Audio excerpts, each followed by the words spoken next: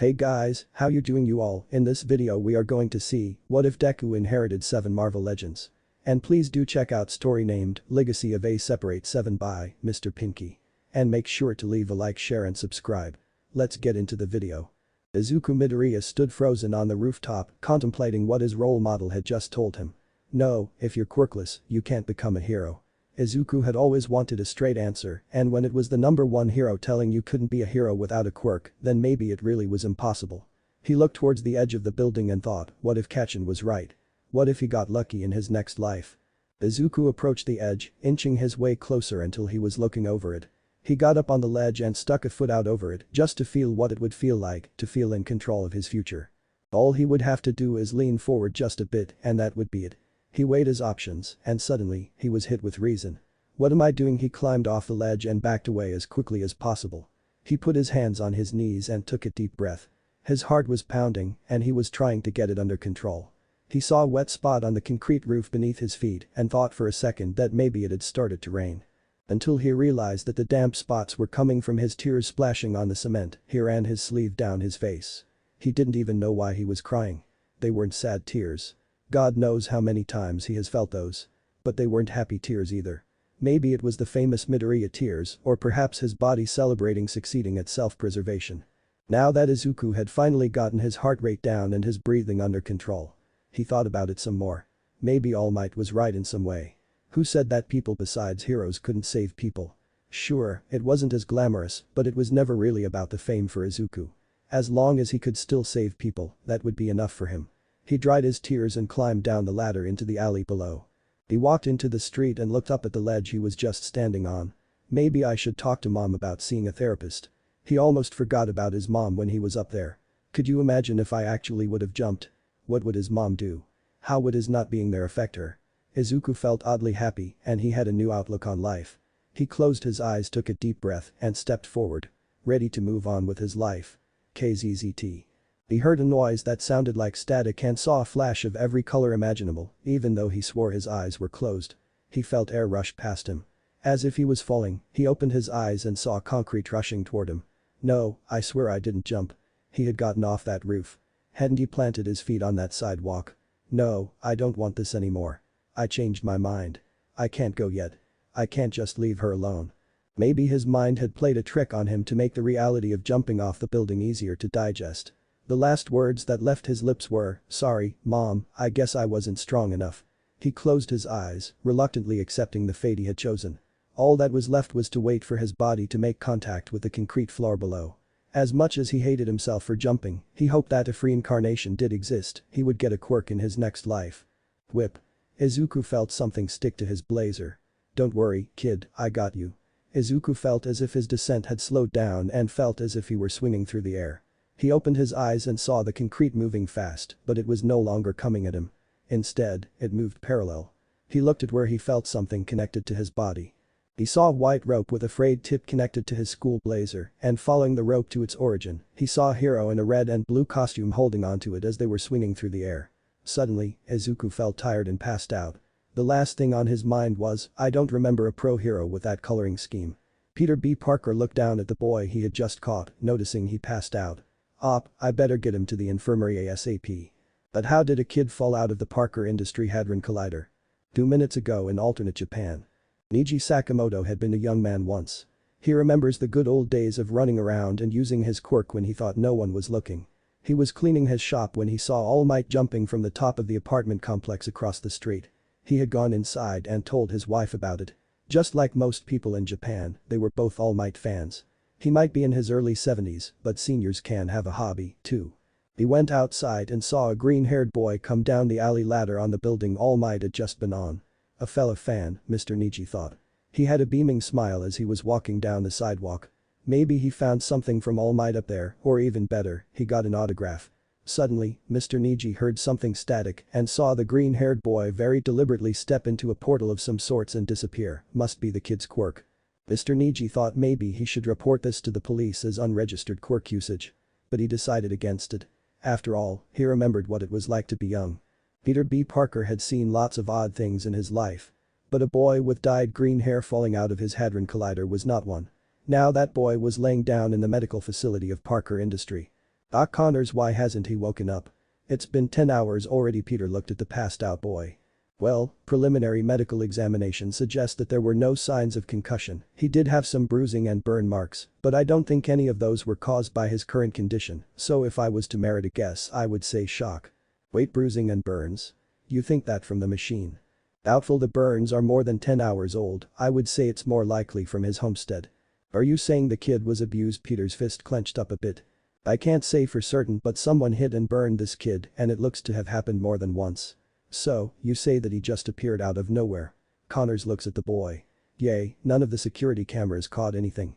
Connors grabs the backpack and looks through the contents. Could be espionage. We were said to even be ahead of Stark on our collider tech. Parker keeps looking at the boy passed out on the bed. Doubtful. I checked his stuff earlier, no tech or recording devices, just a phone from an unfamiliar brand with no current video on it. The date seems to be off as well. Besides that, just some standard school supplies, books, pencils, pens. Connors looks at one of the notebooks, seeing a bunch of drawings. Sees to enjoy drawing hero costumes, but no one that I recognize. Maybe he wants to become a comic artist. Peter looks. It's good to have hobbies when you're younger. What type of lettering are these? Asked Connors. Peter inspected. Looks like kanji to me. Can you read it? Peter shook his head. No, but I'll see if any of the interns can. Peter grabbed the book and put it down next to him. So, what do you suggest we do? Connors gave the boy a once-over. I say once he wakes up, we try to find out if he has any metal bits in him. If not, then run him through the MRI and do a CT scan as well, just to make sure there's nothing wrong with him. Izuku woke up in an unfamiliar environment. Where am I? He looked around and saw it looked like he was in the patient wing of a hospital. He looked down at his arm and saw an IV drip. Why am I in a hospital? Suddenly a noise came from down the hall. Izuku tried to get a look to see who it was. He saw a slightly older girl in a lab coat. Hi, there, it seems you finally woke up. I'm Akio. I'll go alert Mr. Parker, you're regaining consciousness and I'll be right back. Well, they seem to be speaking Japanese, so maybe I just passed out in the street. Footsteps were coming down the hallway and it sounded more than just one person. There Izuku saw a brown-haired man who looked like a foreigner in a lab coat, wearing a t-shirt underneath. Followed by a slightly smaller man with blonde messy hair, glasses and missing an arm, and behind the both of them stood the girl from earlier. The brown-haired man spoke up. Konnichiwa watashi nanamiha P+T desu. Peter looked back at Akio. Did I say that right? Akio shook her hand from side to side. Your pronunciation was okay, but you need to work on your accent. Connors laughed. That's probably an employee speak for you, butchered it. Peter gives a slight frown. Well, I did only start learning 3 hours ago. Izuku gives a small chuckle and spoke up. I thought it was okay. The three of them looked at Izuku. You speak English, Peter said while looking embarrassed. Just a bit, to be able to communicate a bit and understand. I watch a lot of American hero news. Peter nods apprehensively. Who's your favorite hero? All Might, Izuku said with a bit of melancholy in his voice. Peter made a face in confusion. Must be some new guy on the scene, or maybe the kid's just a fan of the obscure. Izuku sat up. My name is Izuku Midoriya, so what hospital am I at that people are speaking English? Peter realized he had forgotten to mention something. This isn't a hospital. Welcome to Parker Industries, located in the great state of New York. Izuku sits there apprehensively. Oh cool. Wait, did you say New York? Yay, the three said together. As in the United States, New York. Connor, Akio, and Peter all nodded yes. Then Izuku saw everything go black as he passed out once again. Izuku. Izuku had only passed out for half an hour by the time he woke up. They had asked him why he was so surprised to be in New York. They were shocked when he said the last place he remembers being was in Hamamatsu, Japan. I hope mom is okay. We will get you home as soon as we make sure, okay, Peter assured him. Now Midoriya was in a hospital gown. Standing to his side was Peter and Akio. Behind a piece of glass there was Connors. Okay, Midoriya, you're going to lay on this machine. We're going to take an MRI scan to make sure there is nothing wrong with you, just as a precaution. Izuku nodded. Are you sure you don't have any metal bracing, fillings, or artificial hips? Izuku looked at Peter weirdly with that last one.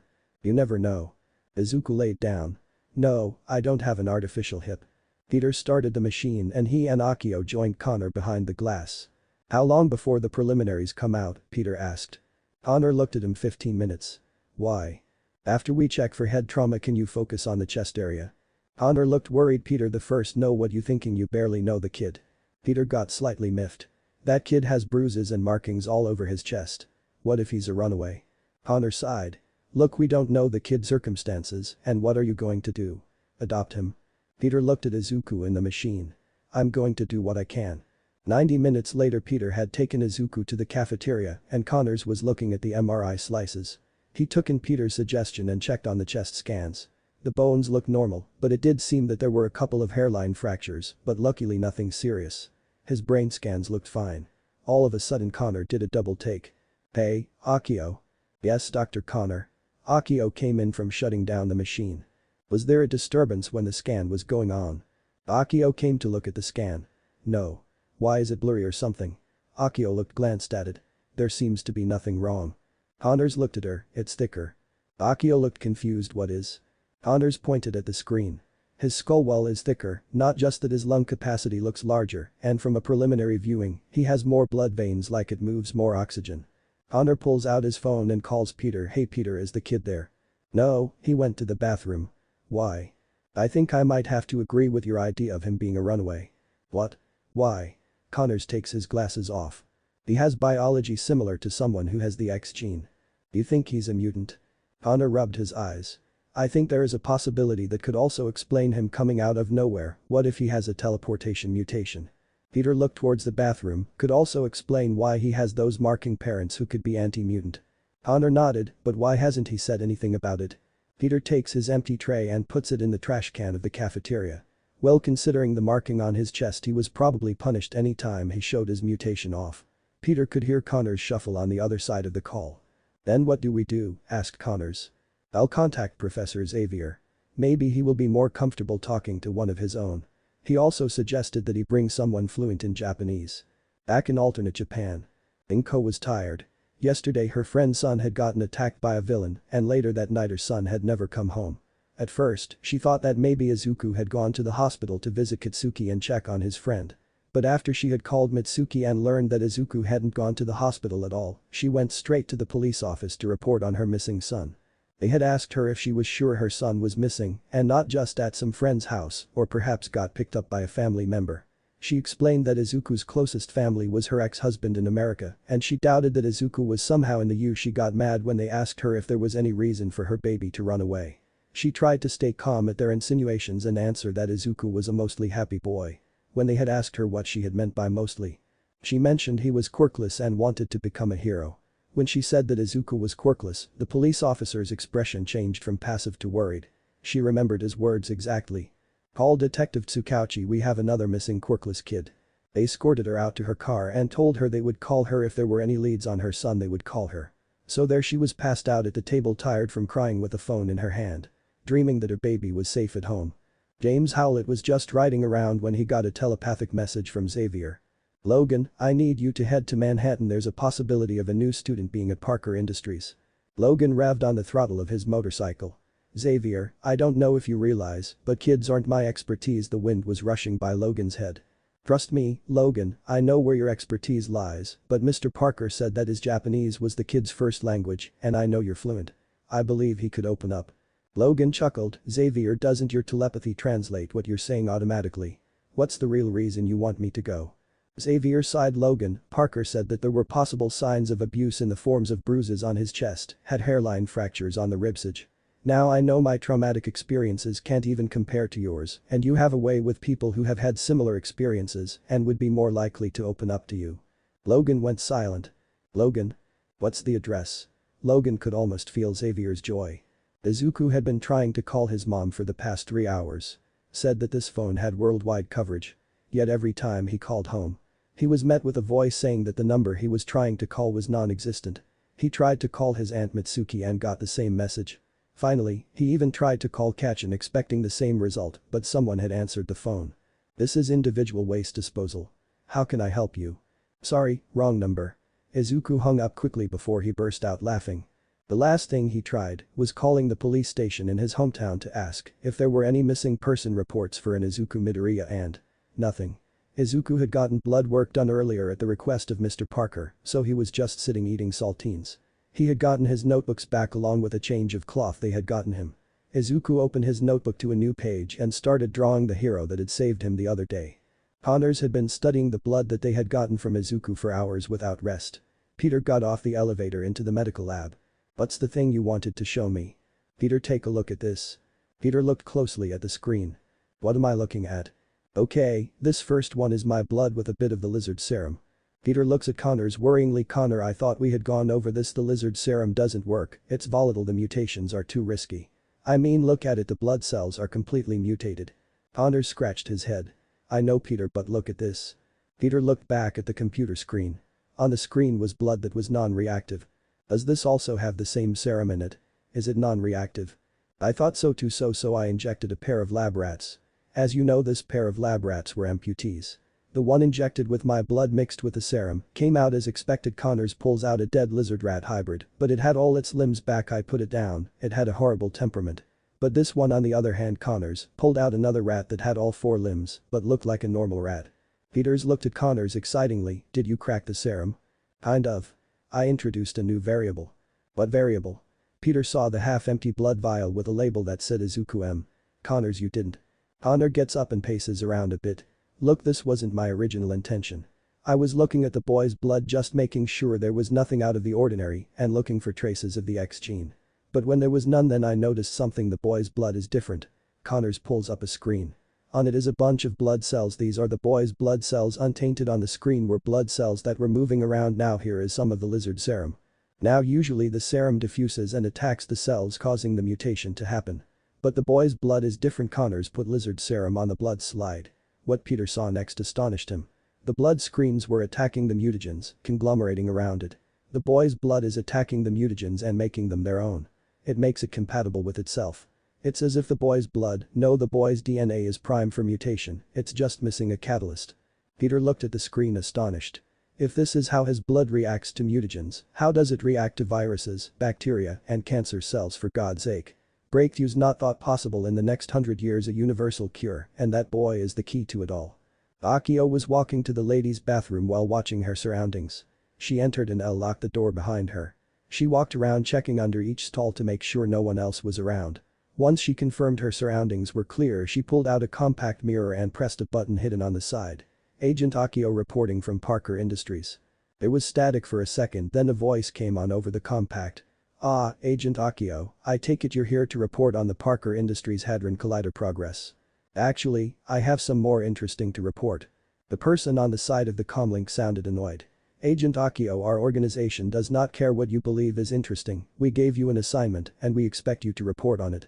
Akio seemed to be exasperated but then said something that shut up the man on the comlink. What if I said I found the perfect lab rat? The man on the line went silent. What have you found, Agent Akio? Akio smirked. Let's just say I found the perfect specimen to experiment on. Someone Zola would have great interest in. The comlink went silent for a while. Alright, Agent Akio, send over the information you have pertaining to this lab rat, as you called it, and we will decide if it's worth pursuing. Akio smiled. Agent Akio singeing off when one head cut off the man on.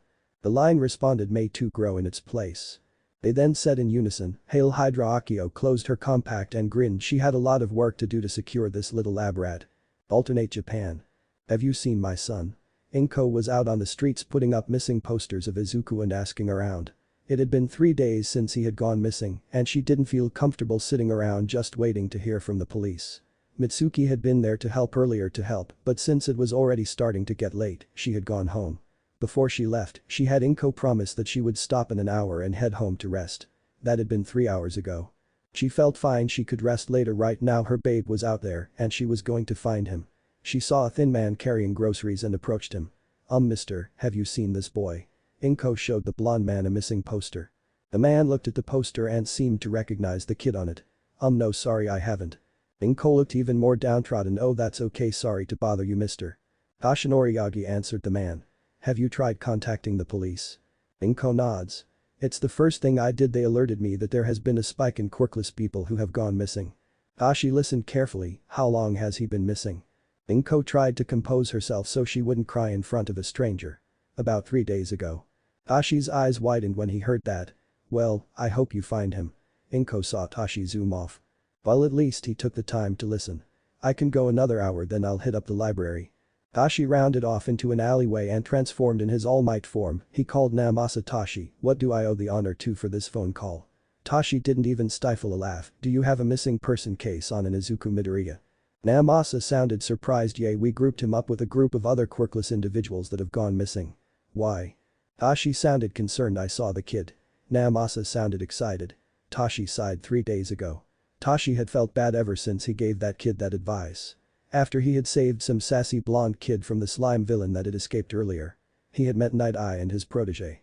Which All Might had thought was perfect to inherit One for All. After he had passed over One for All to young Mirio, All Might and Night Eye conversed for the first time ages. At one point All Might had brought up why he was late and the advice he had given to Izuku, and Nigthai's face immediately went sour, as if the past 3 hours they had spent talking fixing their severed friendship had disappeared. Night Eye at least didn't have to speak too long on explaining how he was an idiot. After that, Tashi searched around a bit to see if he could find young Midoriya to have a different talk with him, to tell him that even though he was quirkless not to give up. But now he finds out that the boy had disappeared the day he told him to give up and weighed heavily on All Might. Steve Rogers was at Stark Industries getting his shield's paint redone after his latest excursion. He had taken out a hijack tank, but not before it shot a sabot round at him. The shield had taken most of the impact, but that doesn't mean that the shield had gotten out unscathed. So here he was getting it all prettied up for their next date, because if there was anyone who could work with his shield, it was the son of the man who helped create it. Stark walked out in casual wear and an arc reactor shining from his chest. You know, I can do a lot more than paint that shield.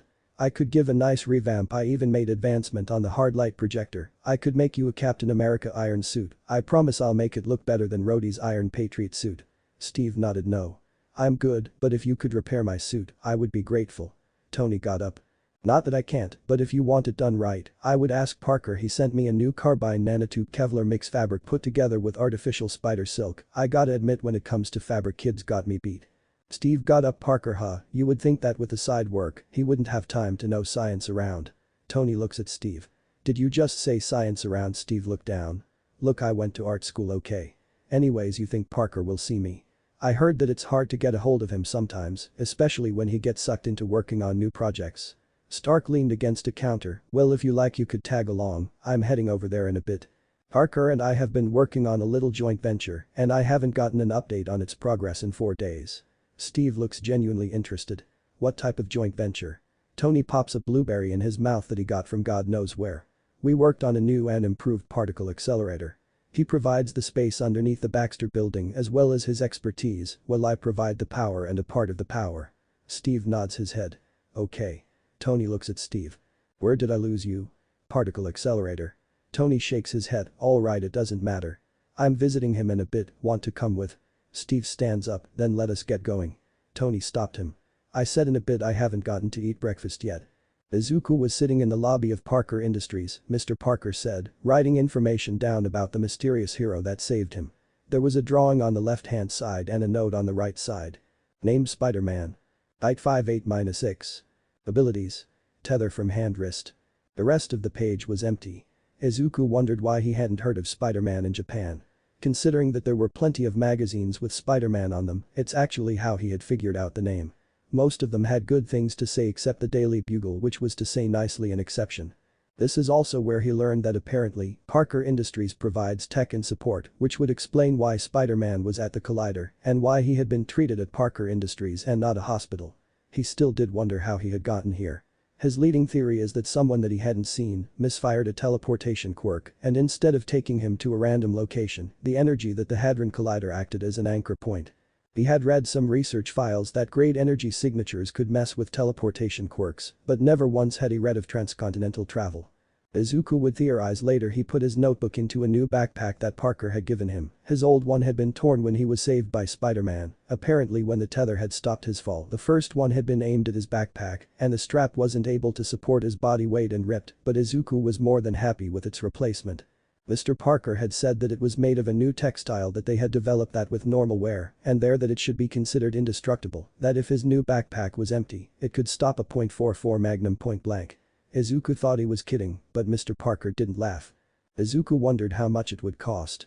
When suddenly he got snapped out of it when a supercar pulled up to the front of Parker Industries. A businessman with a suit on stepped out of one door and out the other was what Izuku thought a ruggedly handsome blonde man who was carrying a shield on his back stepped out the other.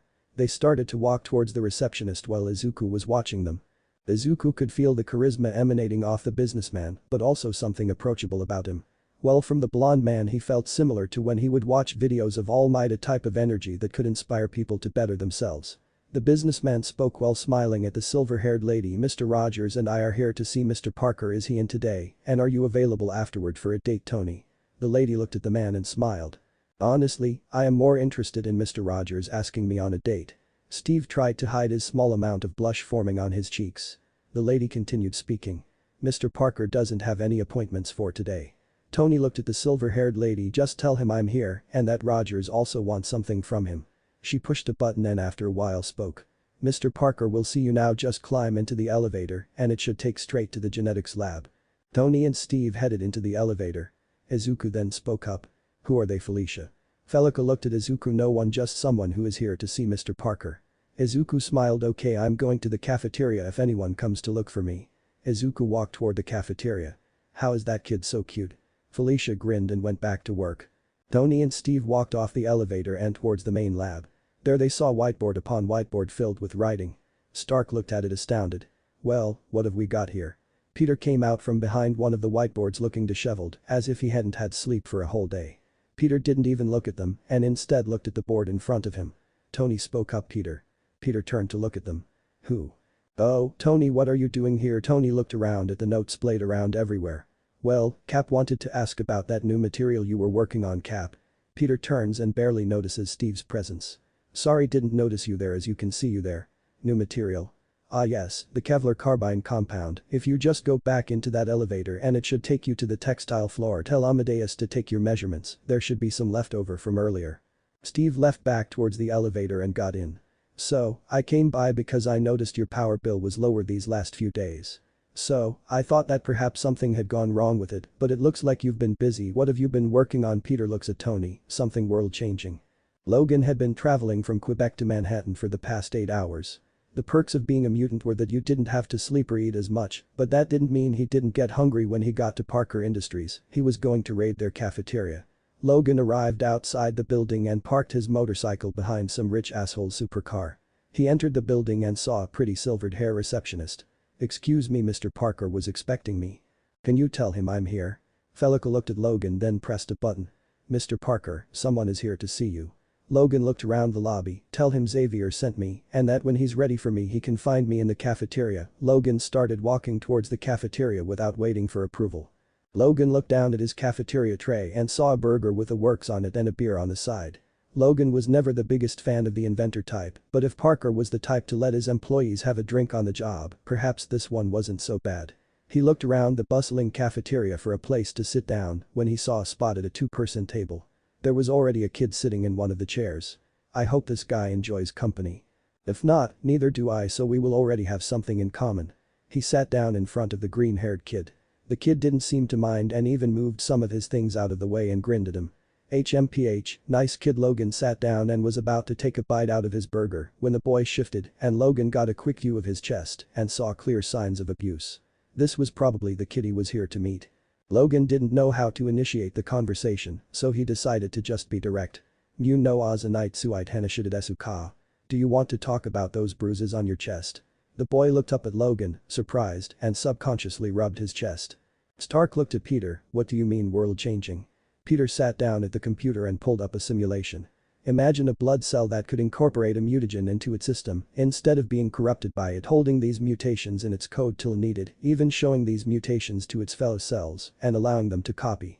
Stark looked at Peter. Well, at that point you just have someone who is highly susceptible to mutations, a perfect genuine pig, but not much else. Except that when these blood cells are in a different body, they decide to exhibit their mutations temporarily before destroying them and becoming simple blood cells. It's as if the blood cells have a type of energy that's expended once the mutation is used. Stark is fully engaged in the conversation. What's the energy? Peter shakes his head. Unknown, but we did figure out that the energy is only expended once it uses the mutation and is out of the original patient's body. Stark moves some paper over and sits down on the desk. So, what you're saying is you more or less have a way to let someone exhibit a mutation for a limited amount of time, but wouldn't that mean you would lose any benefit those mutations gave you? Peter started the simulation. That's the interesting part, it shows what to let the body keep and what not to keep. With Connor serum it allowed the rat to regrow its arm, but once the arm had been restored, it destroyed the mutations. Stark looked at Peter with curiosity. Can it destroy pre-existing mutations? Could, let's say, religious groups use it to wipe out the X gene? Peter shook his head. No, when we injected it into a rat that Connors had infected with pure mutagen, nothing changed. It's as if the blood was sentient. The phone rang. Mr. Parker, someone came in who said they were sent by Xavier and that they would wait in the cafeteria when you're ready to speak to them. Peter makes a mental note. Were we? Ah yes, sentient blood. It's blood that is ready to mutate as long as it has a catalyst, can display those mutations outside of the original host, but only for a certain amount of time, and that is not even the best part. Peter pulls up a separate simulation. When I said mutations, I meant all mutations, which is what happened when we put a sample of leukemia-infected blood. On the screen were red blood cells attacking the cancerous white blood cells immediately. It's hundreds of times faster than standard blood at destroying cancer cells, not just blood, either brain, skin, lung. I've tested 100 types of cancers, and this blood was extremely efficient at fighting them, as if that DNA had been fighting far more advanced cancer.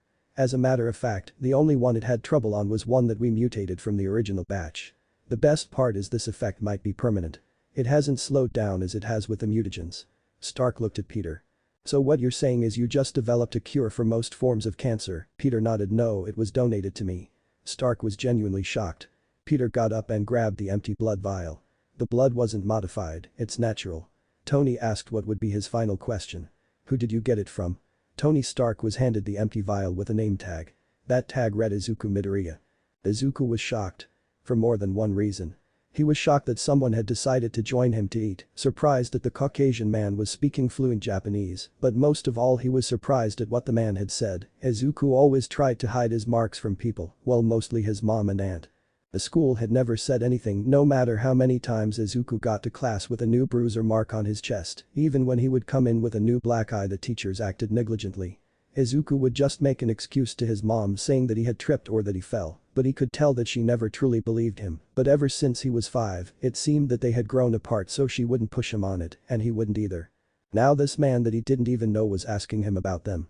The man spoke up. If you don't want to talk about them, it's fine, you don't have to. But from experience, I can tell you that it helps if you talk about it. The man extended his hand. Name's Logan. Izuku didn't know why. But he took the man's hand and shook it. Izuku. Logan nodded and took a bite of his burger, then swallowed it. So do you want to talk about it, or is it a touchy subject? Izuku thought for a moment. No, it's fine, it's just no one has ever asked about the theme. My teachers always pretended they weren't there, and I always tried to hide them from my mom. After all, if no one says something, it might just be that I am the problem. Logan tried to keep his composure. So, where did you get them from? Izuku rubs his chest. Just a friend, Izuku said, as if trying to convince himself. Logan organized his thoughts. Okay, so it's not child abuse, which is good. But his classmates and teacher. Xavier would have a field day with a school that allows this type of abuse to happen to one of their students.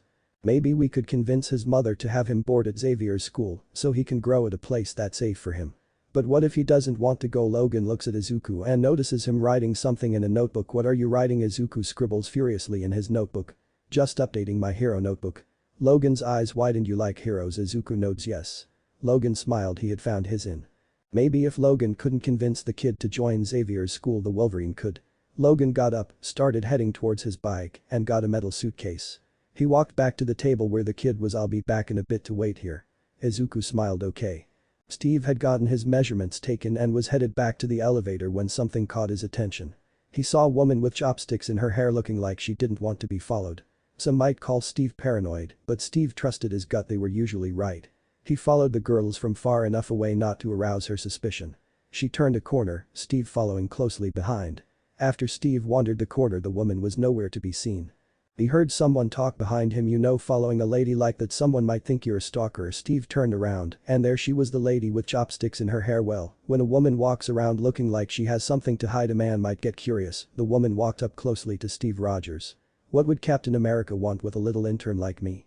The intern started walking away when there was a noise that sounded like radio static. Agent Akiokame's in. Is the package ready for extraction? Akio sighed and took out her compact, then pressed a button. Affirmative. Package is on the first floor near exit 3, and the glass window strikes fast. I've been compromised and will stall. This will be my final transmission. The other voice went silent, then answered. Affirmative. Akio took her radio and smashed it in half and looked at Rogers. You know, my great-grandfather fought in World War II. He was supposed to have a hero's welcome, only to find out that my grandmother had died at a Japanese internment camp, and my mother, his daughter that he wasn't able to see being born, was being abused at an orphanage. At that moment he decided that he didn't care what evil he had to do, he would work to see America fall. It's been a family tradition ever since. Steve was about to say something when a metal needle flew by his face, cutting it a bit and stuck itself into the wall beside him. He looked at Akio with half of her hair down and one of the two chopsticks missing. You'll be surprised what you can get past security when you claim cultural injustice. Even got an old security guy fired for it. She grabs the other chopstick in her hair, letting her hair hang loose. She twirled the metal stick in her hand and lunged forward. Steve forced a hand off target. Only for Akio to use her momentum to stab Roger lightly, yet enough to draw blood and jump back before he could retaliate. Akio looked at her needle with pride. If my grandfather could just know that I wounded Captain America, he would be so proud. She tried to lunge again, but this time Steve knew what she was trying to do and pinned her to the wall. What are you doing at Parker Industries? What is the package? Akio twisted out of the pin and stabbed Steve in the shoulder, burying the metal needle as far as it would go and tried to run. Steve finally got out his shield and threw it at Akio. It knocks her to the floor and the shield bounded back towards Steve. He made her face him and grabbed her by her lab coat. Now talk. Who do you work for and what do they want in the Parker industry? Does it have to do something with the collider? Akio just looked at Steve and laughed. She shifted something in her mouth and she bit down. It's too late, Captain America. Cut off one head and two more shall grow in its place. Hail Hydra. Akio convulsed for a couple of seconds, then died with a grin on her face. Steve got up and pulled the needle from his arm. Then all of a sudden the building rattled and the lights flickered. An explosion had just gone off somewhere. 10 minutes earlier. Tony looked at Peter. So this kid fell out of nowhere. Peter nodded. I assumed because of the green hair he was a mutant and might have accidentally activated his power running from danger. Stark's eyes widened. What danger? Peter pulled up an X-ray. When we did his checkup, we found multiple bruises and hairline fractures on his chest and ribsage. So we thought he might be a runaway mutant. Tony nodded and touched his arc reactor unconsciously. Not a bad theory, but can I put forward something else? It came to mind when you showed me the kid's phone. Tony pulled out his phone and pulled up the power that the Stark Industries arc reactor had been providing the last few days. Tony speaks up, we had a power surge the other day when one of the 5 arc reactors we had blown. But the funny thing is we don't know where that power went. Tony looked around the lab. Do you have an ion detector? Peter leaves and comes back with one. Thank you. Tony plugged in the machine and tossed one of the kid's pencils in it. Are you trying to catch the ionization on the graphite? Tony shook his head. Just confirming something. Jarvis, can you get me CMB charts and compare them to the CMB of the pencil? A couple later the results showed on screen and Tony was astonished. Parker, I thought you pulled a kid out of the future, but this kid is not even in the right universe. Not only is the CMB much weaker than any other object, but it doesn't even match. So you not only brought a kid from the future into the past, but the past of a universe he didn't even originate from. Or more likely their universe runs at the same time as ours, just parallel, but you did pull someone from the multiverse. Realization hit Parker's face. No wonder he could contact his guardian. They're not even in this plane of existence. It would also explain why his blood was better at dealing with our modern cancers to his blood cells. They're 120 years behind, if the date on the kid's phone is to be trusted. But what about the kid's ability to display more than one mutation? Tony thought for a second, then something clicked. The kid's hero journal that you showed me scans off. What if mutations are common in his world as well too? They were about to get up when Peter's spider sense tingle and a second later the alarms went off. Peter took off his shirt, revealing his costume underneath. Tony taped his arc reactor twice, activating the suit hidden within. Peter put on his mask and asked the building AI. What happened to the collider? The AI spoke. There seems to be no damage to the collider, counting 2 armored vehicles and 20 armored men in the cafeteria. What could they want in the cafeteria? Tony revived a call from Steve. Rogers, what up? Steve was making his way down in the elevator. Tell Parker a Hydra agent was posing as an intern. Stark spoke. Wait, I'll put you on speaker. From what I could find, she's been accessing a bunch of medical files and the last message she sent was that the package was in the cafeteria. Something about a perfect lab rat. Peter had a realization that he hoped wasn't true. Computer, where was Izuku Midoriya last seen? The eye sounded off. The person Izuku Midoriya's last known location is the cafeteria. Peter started running towards the nearest window. Christ, they're after the kid, Steve called out over the call. What kid? Tony answered him. Cap, imagine a kid that can hold a mutagen or X gene almost perfectly and what Hydra could do with it. Now a kid like that is in the cafeteria and it seems Hydra is here to get him. Steve would ask why a kid like that was a Parker Industry later. Right now the life and freedom of a teenager were on the line, so he just had one question. What's the kid look like? Peter answered immediately. He has green hair. Steve realized he had seen the kid earlier. He also realized that the elevator was too slow and he broke through the glass window and slid down the cable instead. Logan had just finished changing into his men costume when he heard the explosion go off. He ran out of the changing room and ran back to the cafeteria. There he saw 2 armored trucks and 20 armed soldiers. He listened to what they were saying. "Remember, the kid's hair color is green, get him as fast as possible." Logan realized that they were talking about the kid. If they're doing a daytime raid to get him, the kid's mutation must be powerful. He looked around and saw Izuku hiding behind a table. Then the raiders started opening fire on anyone they saw who didn't have green hair. Logan ran at the first armed raider and popped his claws 3 on each hand as he approached. The armed raider hadn't even had time to react when he had a metal claw piercing his face as he went limp, staining Wolverine's black and yellow costume with blood. Wolverine spent no more time on the second one, just as fast. The armed raider was about to point his gun at Logan when Logan slashed at his wrist, detaching it from its arm as if it were butter, causing the raider to drop his gun. The others finally noticed their predicament and one of the raiders yelled, "It's the Wolverine." Logan closed the distance onto more guards, impaling them both in the chest. Then someone inside the armored car that hadn't shown their face with a German accent yelled, "Get the carbonadium RPG head." Logan dispatched one more raider. He felt his battle senses start to increase as it felt like his claws were getting warmer. As he turned to see a man with an RPG pointed at him, the blast sent him flying, landing heavily 20 feet away. Izuku had only read about heroes being this violent if they were underground heroes or vigilantes. But they usually wore much darker colors. And now he saw that hero, dead on the floor with his chest blown out and his gut hanging out. This was a lot more gore than Izuku had ever seen, and it was making him slightly queasy.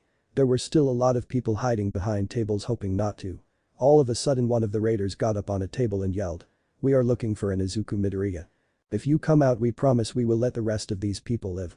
Izuku looked and saw some dead bodies on the floor and then looked at the other people scared out of their minds. Izuku spoke up, still keeping hidden. "I need your word that you'll let them live."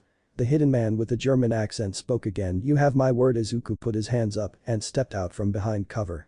Izuku tried to leave the backpack behind so they wouldn't have the new material bring the backpack as well. Izuku put his backpack on and walked slowly towards the armored car. He stepped inside and saw no one else. The door shut down and the car started to move away. "You may open fire," Izuku was about to yell when something hit him, knocking him unconscious.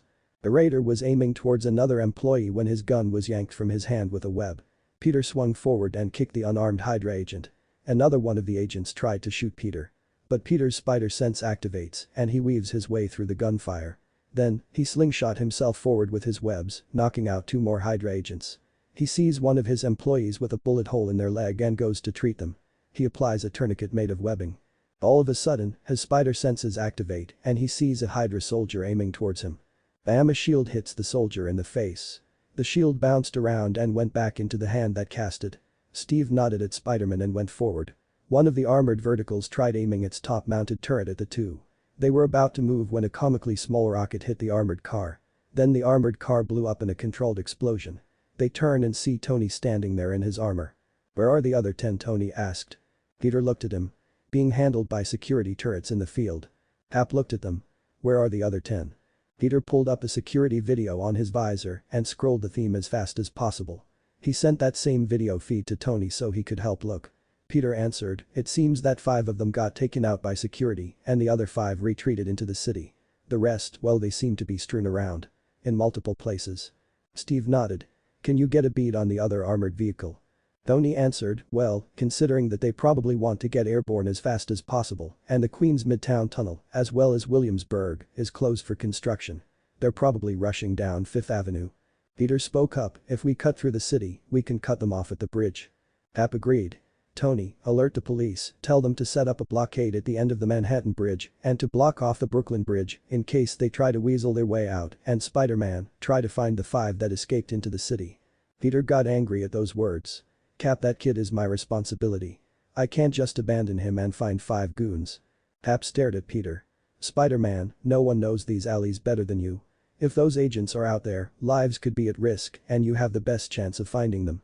I promise I'll get the kid back. Come on, Tony, give me a lift." Tony flew off into the air, caring for Cap. Peter just said one thing. "I'll hold you to that, Cap." Then, he webbed the nearest building and began his search. Izuku was sitting in the back of an empty armored vehicle, except for what seemed like a robotic mannequin. The cabin looked to be separate from the driver's cabin. Izuku tried to sneak close to the door. Maybe if he opened it he could roll out. The pain from hitting the asphalt would probably hurt less than what he experienced from Kitsuki, especially if he used his backpack as a shield to cushion himself from the brunt of the fall. He was about to reach out for the door when a voice with a German accent spoke up. "I suggest you don't do that, boy." Izuku looked around surprised, maybe he imagined it and was reaching out for the door. When a metal fist went by his face, barely missing his face and smashing his hand. Izuku felt the pain surge through his body, stifling a yell as his bones were broken.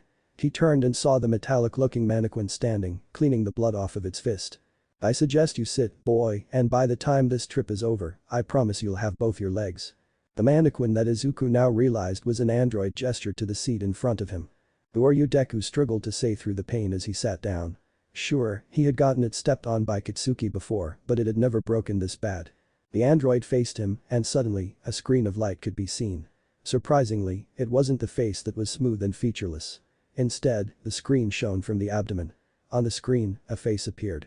"The name is Arnim Zola, a pleasure I'm sure." Izuku had no idea who this man was android AI was, but he seemed self-important. The face on the screen looked normal, and Izuku could make out a pair of thin-framed glasses. "What do you want with me?" "I'm just a useless kid," Izuku said in a self-deprecating. Zola looks at Izuku. "You know, I thought that about you too until Agent Akio sent over your information." Izuku was concerned. "The intern is one of your agents." "Was one of our agents." She no longer had anything to offer. The android shifts its seat to get a better line of sight on Izuku. "As I was saying, I was included to agree with your former statement. Why would Hydra have to need a kid? But then I saw your medical charts with your mutation. We could have an army of enhanced soldiers. Our medical bay will advance by years, not to mention our espionage. We could find someone with a transformation mutation and make it temporary. The biology of your body is amazing. Your life will be forfeit so Hydra can thrive. So if anyone was to truly call you useless after learning that, then they would be an idiot." Izuku processed what he just heard. Had the man lied to him about him having a mutation? It's probably the English word for quirk, and he swore he remembered the doctor saying he didn't have one. It had been the cause of the split between him and his mother, after all. The android in front of him would have no real reason to lie. Maybe he had a quirk that could only manifest itself if he got a separate quirk somehow given to him. It would be amazing if I could somehow get a quirk. But sadly, that's impossible. His quirk was just like him, useless. Then he thought a second longer. Maybe these people have a way of extracting and gifting quirks. I'm glad there's no one like that back in Japan. If it weren't for the insinuation that he was going to die, Izuku would be happy right now. Hap and Tony were above the Manhattan Bridge, flying towards their target, the armored truck, and were about to engage it when the energy turret on top of it shot at Tony. Inside the armored vehicle, Zola yelled, "Fire at the hangars." The turret powered up again, hitting the support hangar and causing it to snap. The bridge started to sag and creak as one of the main support hangars was torn. Tony dropped Cap. "You go get the kid. I'll try to stop the bridge from collapsing or at least slow it down so everyone can evacuate." Tony flew towards the torn support hangar and grabbed it, keeping the bridge up using his repulsors at full blast. Cap started weaving his way through the cars, helping people up and evacuating the bridge until he saw the armored vehicle. The energy weapon started to charge up again when Steve threw his shield, jamming it into the energy turret, causing it to fire and rebound the energy back at itself and disabling it. Steve approached the back of the armored vehicle and was about to open the back door when the door burst open and launched Steve back. 7 minutes earlier. Izuku was listening to the commotion outside of the vehicle. Suddenly, he felt the tuck shift a bit and he held tight onto his backpack. He looked at the android and noticed it wasn't moving as if it was expecting the vibrations. All of a sudden, Izuku heard an explosion overhead and felt lucky that it had not affected the cabin. Suddenly, the android stood up, walked close to the door and swung his fist forward, forcefully bursting the door open. Even though he was in America, he still hoped it was All Might. "Aw, Captain America. Be it the war or modern day, you have to interfere with Hydra's business as if it were in your DNA." Zola swung forward with his heavy fist. Steve dodged and tried to hit back. The metal was solid and didn't even make noise when he struck it. "Zola, I thought you blew yourself up." Zola made a noise that could be misconstrued as laughter. "Just for the namesake of my organization, I have more than one head." Captain attempts to slam down on Steve. Hap dodges a slam from Zola's running and uses him as a springboard to end up on top of the armored vehicle. He pulls his shield out of the destroyed turret, tightens it on his wrist, and jumps down, striking the android in the head with the shield, making it stager. Zola spoke up. "That's not just for show." The head transforms into what looks like an optical camera, but the lens shines red and aims a beam at Steve. He stands his ground, using the shield to block the beam and redirect it into the air. The intensity of the beam starts to push Steve back. Until Steve redirects the laser back at Zola, slicing the android's arm off and throwing it off balance. Steve charges the android with his shield, knocking it over. Steve doesn't give the android a second to breathe and stands over it, striking the head repeatedly until he decapitates it. Finally, lifting the shield and slamming it into the chest, disabling the android. The android starts to power down. "You may have defeated me today, but remember this, Captain. You cut off one head and another one takes its place. Hail Hydra." The android shuts down and lies on the floor, powered down. Steve steps towards the armored vehicle, looks inside, and sees it is empty, but Steve notices on the side a kid with green hair hidden behind a car writing down notes. Izuku had just seen what he assumed to be an up-and-coming pro from so close. He had so many questions. What was his quirk? What was his name, and what was that shield made of, or who made it? The costume color coordination looked good. His flexibility was also taken into consideration. The hero was walking up to him. Izuku fumbled through his backpack and looked for a pen. As soon as the man tried to speak, Izuku took the opportunity. Izuku held out his notebook with the pen. "Can I have your autograph?" Steve looked at the kid strangely. Sure." Cap took the notebook from the kid. He saw the kid's black and white drawing of him and signed it. The kid's drawing wasn't bad for just having seen him in costume during the fight. "Are you okay, kid?"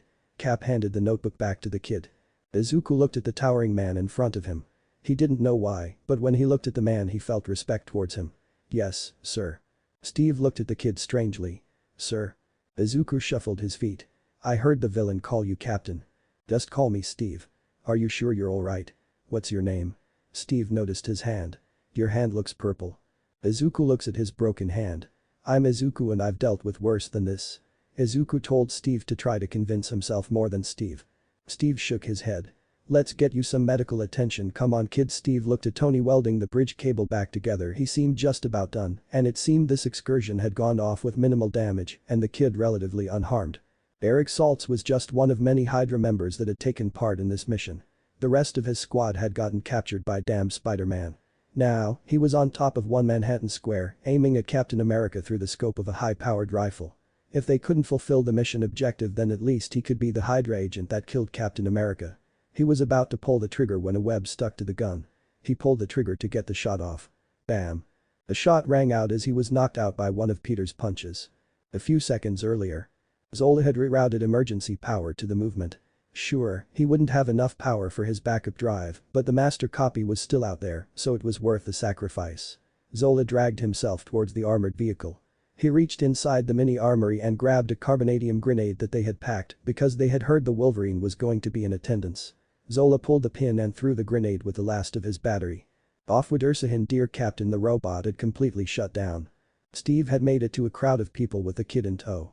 Some kids were asking for an autograph. Bam. Steve had gotten shot in the shoulder. He pushed the kid over in case the gunman fired a second shot. The crowd tried to disperse, but panic had set in, causing mayhem. He wasn't sure where the shot had come from, but then he heard something metallic land nearby. They were just ahead of him. A grenade landed near a woman and her child. Where he wouldn't be able to reach his shield in time, he would try to jump and take the brunt of the explosion. He was about to leap when he saw a flash of green hair run by. It was the kid. Steve was wondering what the kid was doing when he saw him jump onto the grenade using his backpack as some sort of buffer. He was about to try and grab the kid when boom. The next few seconds were in slow motion for Steve. He wasn't sure if it was from the sound of the grenade or what he had just witnessed. The kid had jumped on top of the grenade and Steve swore he heard the kid say, "Get away, get back." The kid had been launched back with the explosion and was knocked back into a car. Steve ran up to him. His hands and legs were blown off. He had a puncture wound in the neck. The shirt he was wearing was destroyed. His entire chest was purple and you could see little shrapnel puncture wounds. His ears were bleeding. He was losing a lot of blood. Steve put a hand on the puncture on his neck. "Why did you do that, kid?" Izuku looked past Steve at the mother kissing her son on the forehead. Steve saw what he was looking at. Izuku tried to speak, but his mouth was filled with blood. He was starting to feel cold and he was losing focus. "I just wanted to help them." Izuku knew what was happening to him. He had hoped maybe the backpack would absorb more of the blast, but he knew the risk. His consciousness was fading, but Izuku had one last thought. "I finally got to be a hero, Mom. Sorry, I won't be able to come home and tell you about it." He closed his eyes and everything went black. Back in alternate Japan. Inko was passed out with dark circles under her eyes. Then, suddenly, she was woken up by what felt like thunder running through her system. She didn't know where her baby was, but she knew something had happened to him. All of a sudden, there was a knock on her door. She opened it and saw Detective Namasa standing there with a man with what looked like a scarf wrapped around him. Inko felt hope that maybe they had news about her son. Maybe he was at the hospital waiting to see her right now. But then she saw the look on their faces. Viz. You might want to sit down for this, said Namasa. Inko took a seat and listened intently. We found traces of the kidnapper's ring. We were able to shut down the one where we theorized your son was located. Unfortunately, when we questioned the smugglers we arrested, they said that any teens they had were sent off yesterday. But that none of them were alive. Sorry for your loss. Inko's heart shattered and she fell to her knees. Tears ran down her face as she processed what she heard. Her baby, her one and only son, was not missing but gone. She would never see that smile again. She would never be kept up by him obsessing over a new hero. She would not even be able to bury his body in a proper funeral. Then she got angry. My baby is gone because you didn't do your job. You let a kidnapping ring go unnoticed until a victim came forward asking about her already missing son. Now he's gone because of you. Inko stood up. All my boy wanted to do was help people. He was a sharp student and now he's dead. All the silverware in the room started to lift, then the lamps, and then even the couch, were all being affected by her quirk. Then the man with the scarf stared at her and it all came crashing down. Inko fell to her knees again and sobbed uncontrollably. Just get out. I want to be alone. The detective and the scruffy-haired man walked out. Outside the door was All Might wearing a big frown and then Shota spoke up. You're going to have to tell her your part in this eventually. I know. The three men walked away from the house where continued sobbing could be heard throughout the night. Steve called out. Stark, get over here. It's an emergency. Stark came down having finished welding the bridge cable back together. He looked in horror at what he saw. The kid that Parker had told them to bring back in one piece was in dire condition. Both arms and legs were missing. His breathing was slowing down. Well, Cap had a gunshot wound through his shoulder. What the hell happened? After the gunshot rang out, a grenade was launched from the south. Before I had the time to react, the kid jumped on it. Tony looked at the kid. Jarvis, do a preliminary scan. A blue laser scan went up and down Izuku's body. Then Jarvis spoke. Initial scans indicate traumatic brain injury, spine fractures, amputation, facial trauma, acoustic trauma, crush injury, concussion, broken bone, jaw broken or dislocated, skull fracture, cuts and puncture wounds, collapsed lung, myocardial contusion, burns, hypovolemic shock, subarachnoid hemorrhage, and subdural hematoma. Survivability chances after ICU. Treatment is 28% and dropping by the minute. Tony asked solemnly, any good news? Jarvis thought for a second. Well, considering his close approximation to the explosion, his hands and legs have been somewhat cauterized and it seems that none of the shrapnel has punctured anything of value. As long as the surgery is done quickly, getting him to a stable state should be possible. Not completely saving him, but you could at least buy time. Tony nodded and looked at Steve. Steve, hold on tight to the kid. I'm going to New York Presbyterian Hospital and I'll get the best surgeon they have. A Quinjet should be here shortly. They'll take you back to Parker Industries and put the kid in intensive care. Why aren't we all going to the hospital? Steve looked quizzically at Tony. Parker has more advanced tools at Parker Industries than probably any local hospital. Then why are you going to the hospital? What good is a tool without a good pair of hands? Steve kneeled next to Izuku, trying to make him as comfortable as possible and applying pressure where needed. Tony's repulsors whirred as he took off. As soon as he left, you could see a Quinjet landing and a medical team getting off along with what appeared to be SHIELD agents and, lastly, the most important SHIELD agent of all, Nick Fury. The medical team took Izuku carefully and quickly put him on a stretcher and started transporting him up the Quinjet ramp. Steve looked down at his hand covered with the blood of an innocent teenage boy and breathed out heavily. As Steve was getting up, Steve started walking to join Izuku in the Quinjet. Nick came up to talk to him. Captain Rogers. Care to give me a moment of your time and inform me what's going on? Steve stared him straight in the eye. Aftermath of a failed Hydra kidnapping. Sadly, the main target was badly injured at the end of the rescue mission. Fury looked back at him. So why did Hydra want the kid enough for Zola to show up personally? Steve told him honestly, I don't know. All I know is that the kid's a mutant and that Peter found him at Parker Industries a couple of days ago. Fury looked surprised. At least it wasn't Stark for once. So, did Hydra do that damage to the kid? Steve nodded his head. I wasn't fast enough to react to a grenade, the kid jumped on it without a second thought. Nick looked stunned and spoke up. Barely halfway through puberty and already more of a hero than most. Well, I won't keep you any longer. These agents and I will see if we can get any information. Stark called beforehand, so the Quinjet pilot has already been informed to take you straight to Parker Industry. Bree bid farewell and started heading towards the armored vehicle Zola had been in. Steve was heading towards the Quinjet when a woman showed up in front of him. It was the mother that had been shielded from the blast. "My son wanted to thank that young man for saving us, but he's getting a checkup with the paramedics. So, he wants you to give this to his hero." It was a little badger stuffed animal. Steve looked at the woman. "I'll make sure he gets it." Steve entered the Quinjet and quickly thereafter. New York Presbyterian Hospital. Tony arrived and quickly retracted his suit and went to the reception desk. "Can you get me in contact with Strange?" The receptionist was surprised to see Tony Stark in her lobby, but then answered quickly. "I'm sorry, but Dr. Strange no longer accepts walk-ins, no exceptions." Stark looked at the lady and pleaded. "Please, it's an emergency, and he's the only one that I know that can probably save this kid's life." The receptionist looked at Tony. "Wait, did you say, kid? How old?" "He's 14, 15, in his early teenage years." "Why?" "You might be able to convince him." The nurse flagged down a male nurse.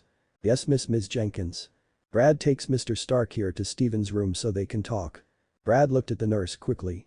"Are you sure about this? The last time I took someone to meet him, he put me on bedpan duty for 2 months. Just do it, or I'll tell Tristan that you have a crush on Black Widow and that you have a pin-up of her in your locker." Brad looked exasperated. Alright, geez. Why do you gotta go straight for the jugular? I was just looking for a please. Brad, please take me." Stark to Dr. Strange. Brad motioned for Stark to follow him. "Let's go before she ruins my relationship." Tony followed Brad. "Don't worry, I have a pin-up of Natasha as well." They both entered the elevator and smiled. As the doors closed, Brad the button for the 3rd floor that said consultation, which looked slightly older, and next to it was a new one that said child hospice. The elevator dinged, and they got off and started walking down the hallway. Tony looked up as they were walking down the hall and noticed 2 signs. One said consults, and the other one said Christine and Ollivander Child Hospice Wing. They went and stopped at a door that had a do not disturb sticker on it. "Well, here we are. Good luck." Brad rushed down the hall as fast as possible, hoping not to be seen. Tony opened the door, and immediately, his nose was assaulted with the smell of BO. There at the desk was a disheveled man in a robe with unkempt hair and a scraggly beard. "Sorry, we no longer do consultations or surgeries in this office without an appointment and my formal approval." Tony spoke up. "I need someone skilled enough to operate on a shrapnel patient." Steven looked up. "Oh, Mr. Stark, surprised to see you here, but if you're here to buy my services, I'm afraid it's a wasted trip. Mr. Fisk already offered me 30 mil, which I declined. I can't be bought. I'm sure there are plenty of other great surgeons out there that can take the shrapnel out of your chest. Now, if you could close the door on your way out, it would be much appreciated." Stark sat down in the chair in front of the desk and felt that he was sitting on something sticky. He got a text from Peter that the kid was in a stable condition, but they would have to talk about something when they got there. 60 million.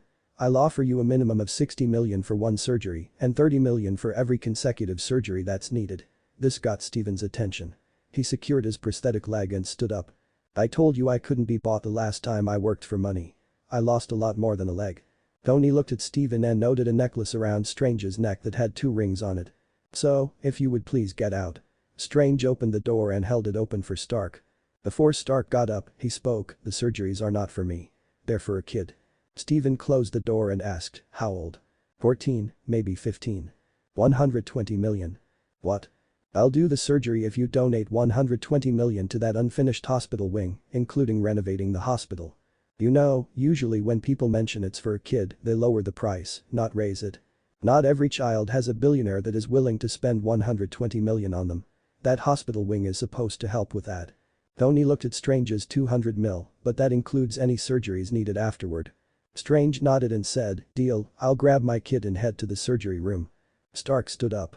"Actually, head for the roof. We are heading out to Parker Industry. They have a complete medical wing and will have anything you might need. Plus, the kid's in a dire condition."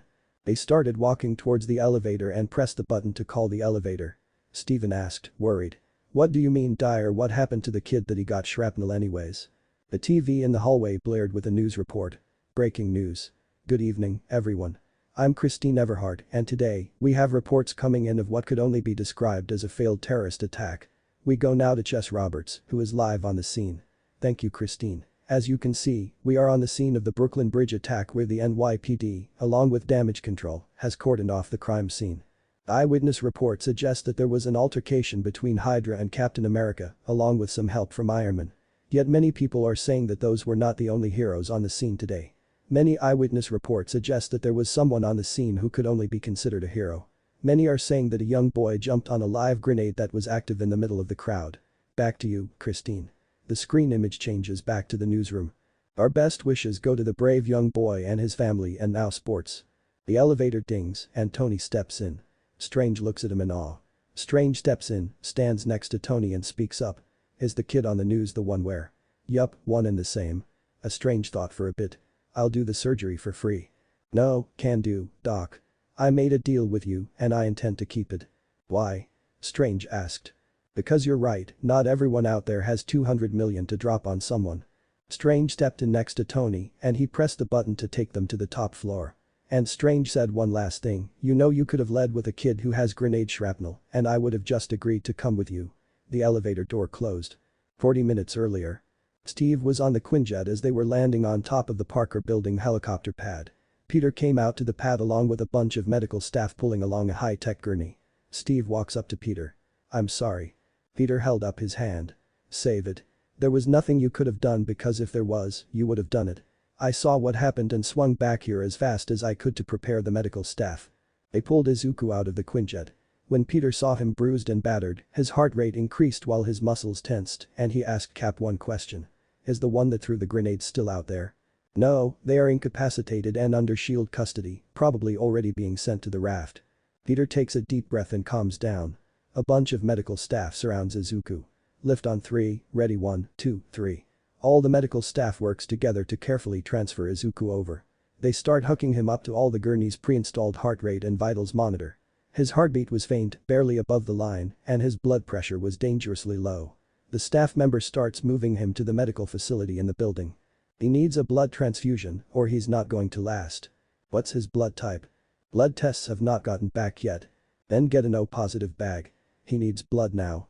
Well, we don't have much, but it should be enough till he becomes stable. They arrive at the medical wing of Parker Industries. They set up a blood transfusion for Izuku to get more blood in his system. At which point his heartbeat leveled out. The surgeons they have on hand begin to plan to operate on Izuku. Steve and Peter stand outside of the room, not wanting to disturb the professionals who are doing their jobs. Steve decided to speak. You think he'll make it? Peter didn't take his eyes off Izuku. I'll make sure that he will if I have the ability to help him. It's my responsibility too. All of a sudden, Peter got a tingle down his spine and ran off towards the lab. Steve tried to ask where he was going, but Peter was gone by the time Steve opened his mouth. Then the elevator opened and Logan stepped out of it with a fresh change of clothes, the previous ones having been incinerated by the RPG earlier. Pap, nice to see you. Logan, you were incapacitated longer than usual. This time, what happened? Carbonadium round interferes with my healing. Logan sniffed the air. He sees the kid bruised and bloody. What happened to the kid? Who did this? Logan popped out his claws. It was Zola. He's already in shield custody. The kid jumped on a black-looking grenade. Luckily, it seems the backpack he had on him offered enough protection. Logan retracted his claws and sniffed the air again. What is that smell? I thought my body pushed out all the carbonadium. Then he followed his senses and his eyes looked at the kid and he realized where the smell of carbonadium was coming from. He paid slightly more attention and noticed the blood bags attached to his arm. Wolverine yelled, get that blood pack off of him now. As if on cue, Izuku's body started convulsing and he started going erratic. All of a sudden, Izuku got up and coughed up a lot of blood and his EG flatlined. Immediately, one of the medical staff jumps on top of Izuku and starts performing CPR. Luckily, the heart comes back online and starts pumping blood again. Just a lot weaker than before. What happened? One of the medical staff asked. Logan answered, carbonadium poisoning can suppress my immune system. I can't think what it's doing to the kid. The only reason he was probably doing fine was because of the blood loss. Most likely, the lack of blood kept his body from circulating metal fragments of carbonadium. All of a sudden, Peter came back from his lab with a caster and a secure adamantium briefcase. He handed Logan the briefcase and then headed towards Izuku's bedside. One of the medical staff asked, Mr. Parker, what are you doing? Peter didn't even look at the man and answered, buying us more time. Peter attached an IV line to the canister and, without hesitation, stabbed it into Izuku's arm and opened the valve on the canister. Suddenly, Izuku's body temperature dropped substantially, as does his heart rate. What did you do? Asked the medical staff next to him. I injected him with a chilling agent that can slow down biological processes without damaging their cells, but he lost a lot of blood, even though the heart is beating much slower, and we are still going to need more blood." At that moment, a person came in with the blood test results. He seems to be O negative. Parker nods. "Alright, let's get him a new bag now that his body is pumping blood a lot slower. We're going to need more blood so that there's enough to move through his body." "Mr. Parker. We have a problem. That was the last O negative blood pack we had. We used the rest, treating the people from the earlier cafeteria attack. Then start calling around at other hospitals.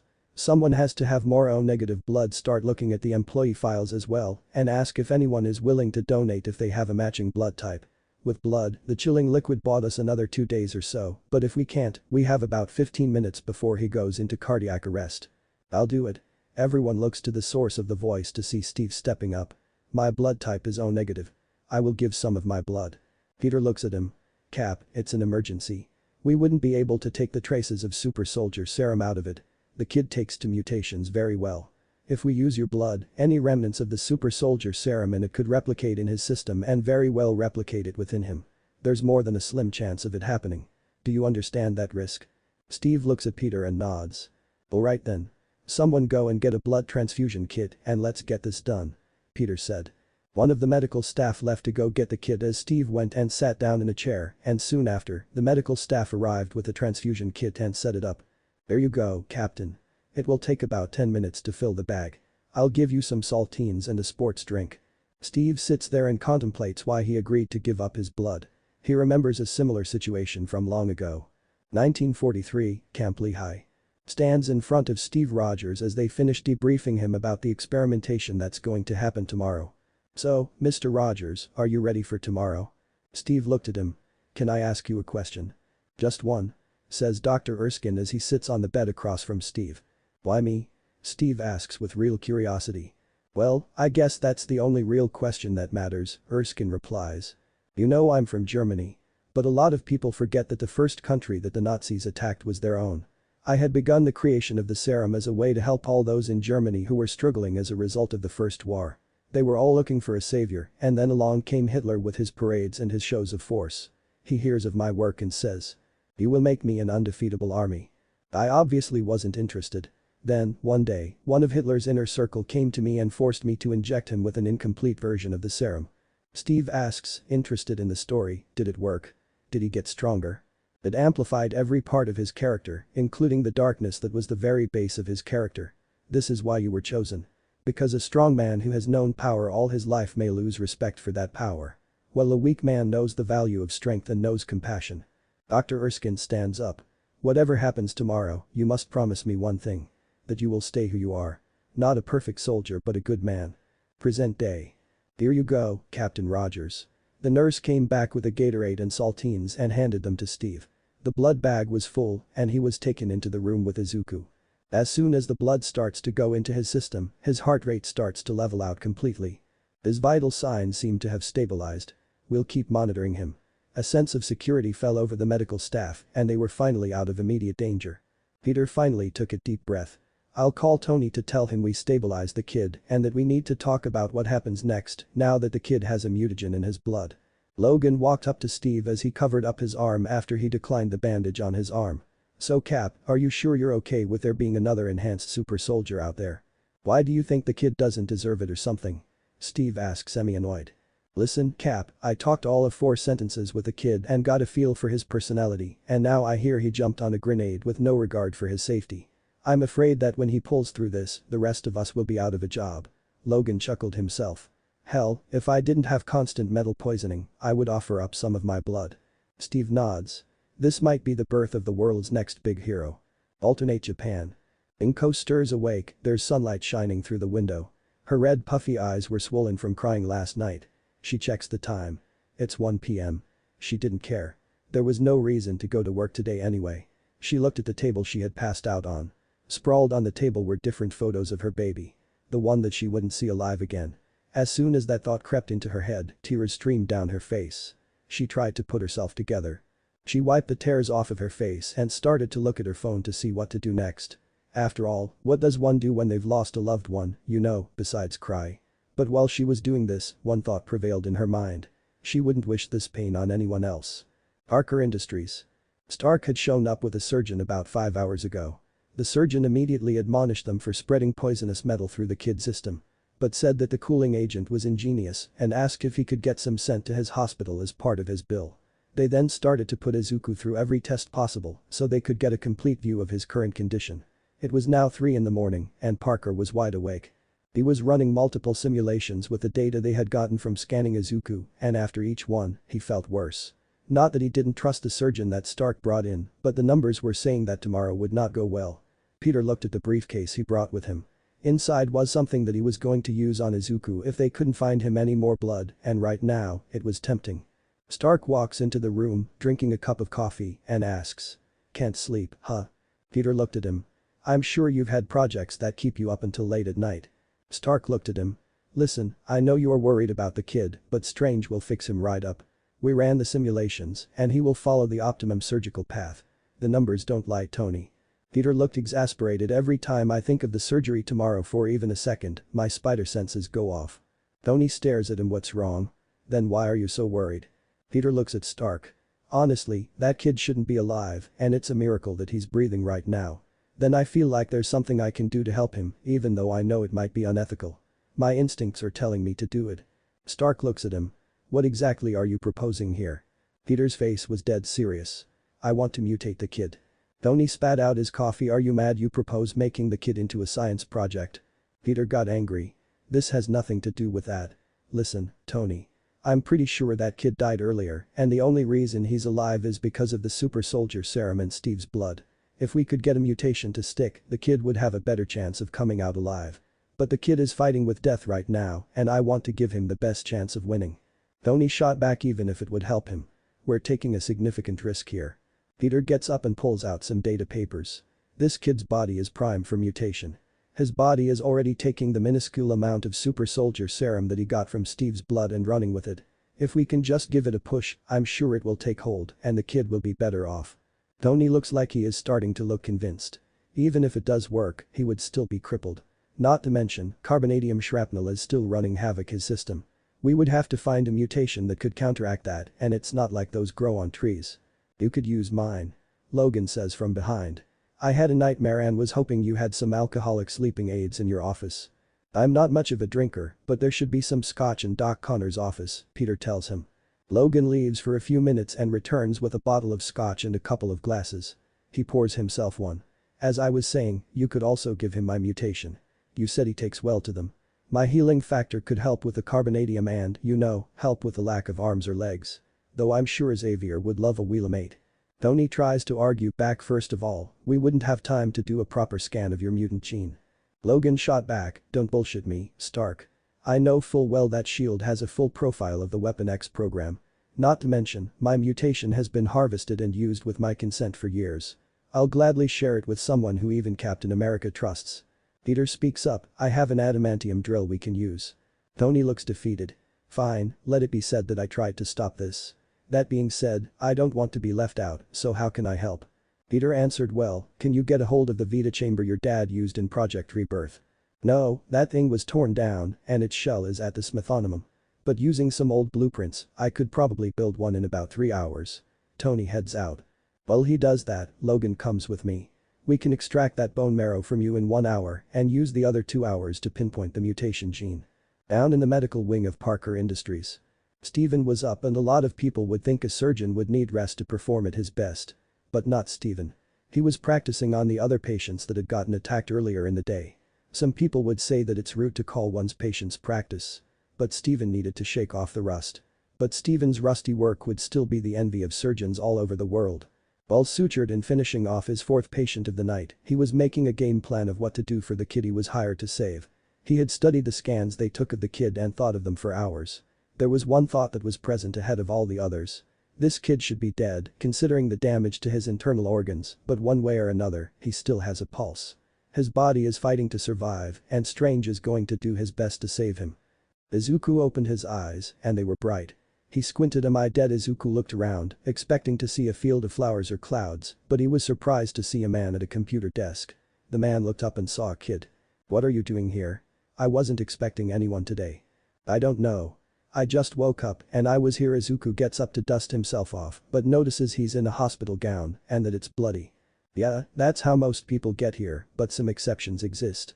But you're not supposed to be here. Sure, you act like one of mine. But you don't belong here. I'm not the one who's supposed to be talking to you. I don't even know if you're supposed to talk to anyone. Izuku felt tired and tried to leave through the door when he entered a brick wall. The man at the desk spoke up. Well, isn't that strange? Most people walk right through when they finally decide to take the step. It seems like someone disagrees with the idea. But who am I to interfere if they want to stop it from happening? Why get in their way? Izuku was confused. What exactly is happening? The man at the desk said, let's just say that in a couple of hours, either you go in through that door or you get yanked out of here. But in the meantime, feel free to pull up a chair while you wait. You know this one lady was in here for 37 years, but I'm sure that won't happen to you. Stark Industries. Stark had made good on his promise and finished a new and improved Vita chamber in 2 hours, no less. Now, he was going around his underground lab and taking things that might be useful, including his portable lab, some ultra-high-capacity arc reactor, and a prototype arc reactor that used harmonic reinforcement to hold a poor man's sun. To be fair, it is not enough to create a new solar system, but if it were to go haywire, it would probably have its own gravitational pull. The design fits 5 triangle arc reactors in the shape of a star with space in the middle for a catalyst and, ultimately, where the miniature star would form. Well, it's a fission reaction, but calling it a star reactor just sounds cooler. All he needed was to find the perfect catalyst to start the reaction, and then the arc reactors would keep it stable, needing only 0.0001% of the power produced. Then, most importantly, some bottles from his liquor collection. He was about to leave back upstairs when he went by a sealed adamantium door. He stood there and looked at the door like it was calling to him. Jarvis begins the Project Infinity Forge opening process. Mr. Stark, are you sure? Jarvis blared and immediately locked down the elevator. A blue light scanned the room. Please step towards the control panel if you would like to proceed. Tony steps forward and puts his hands on the adamantium door. Begin biological scan. All of a sudden, a bunch of different tendrils and scanners come out of the wall and start running a myriad of tests on Stark. Checking dental records, iris scans, blood vessel arrangement, fingerprint scans, blood tests, and finally, a CT scan. The mental fortitude test couldn't let Stark react irrationally to what was behind this door. Please speak the password, Jarvis says after he finishes his scans. Tony cleared his throat and spoke up. No, Pepper, I hate the idea of having a three-way with you and Natasha. Jarvis scanned the voice sample, and finally, the door opened. In the middle of the locked room was a giant briefcase. Tony walked right up to it and looked to his left. There was a wall panel. Tony pushed in the screw in the bottom right corner of the panel, and it opened up. Inside was a smaller briefcase with no noticeable seams. He picked it up and activated its security features. If anyone besides him tried to open it, it would trigger a nitamine bomb. Alright, Jarvis, set up service on the way to Parker Industries, just in case we have any uninvited guests. Back at Parker Industry. Peter was stumped. Logan's genetic sequence was, in a way, just as impressive as Isaac's. Unluckily, it was not a mutagen but a mutation. If the kid's body had enough energy to produce adrenaline, then there might have been a way to get a reaction to happen. But expecting the kid to do any of the heavy work would be a mistake.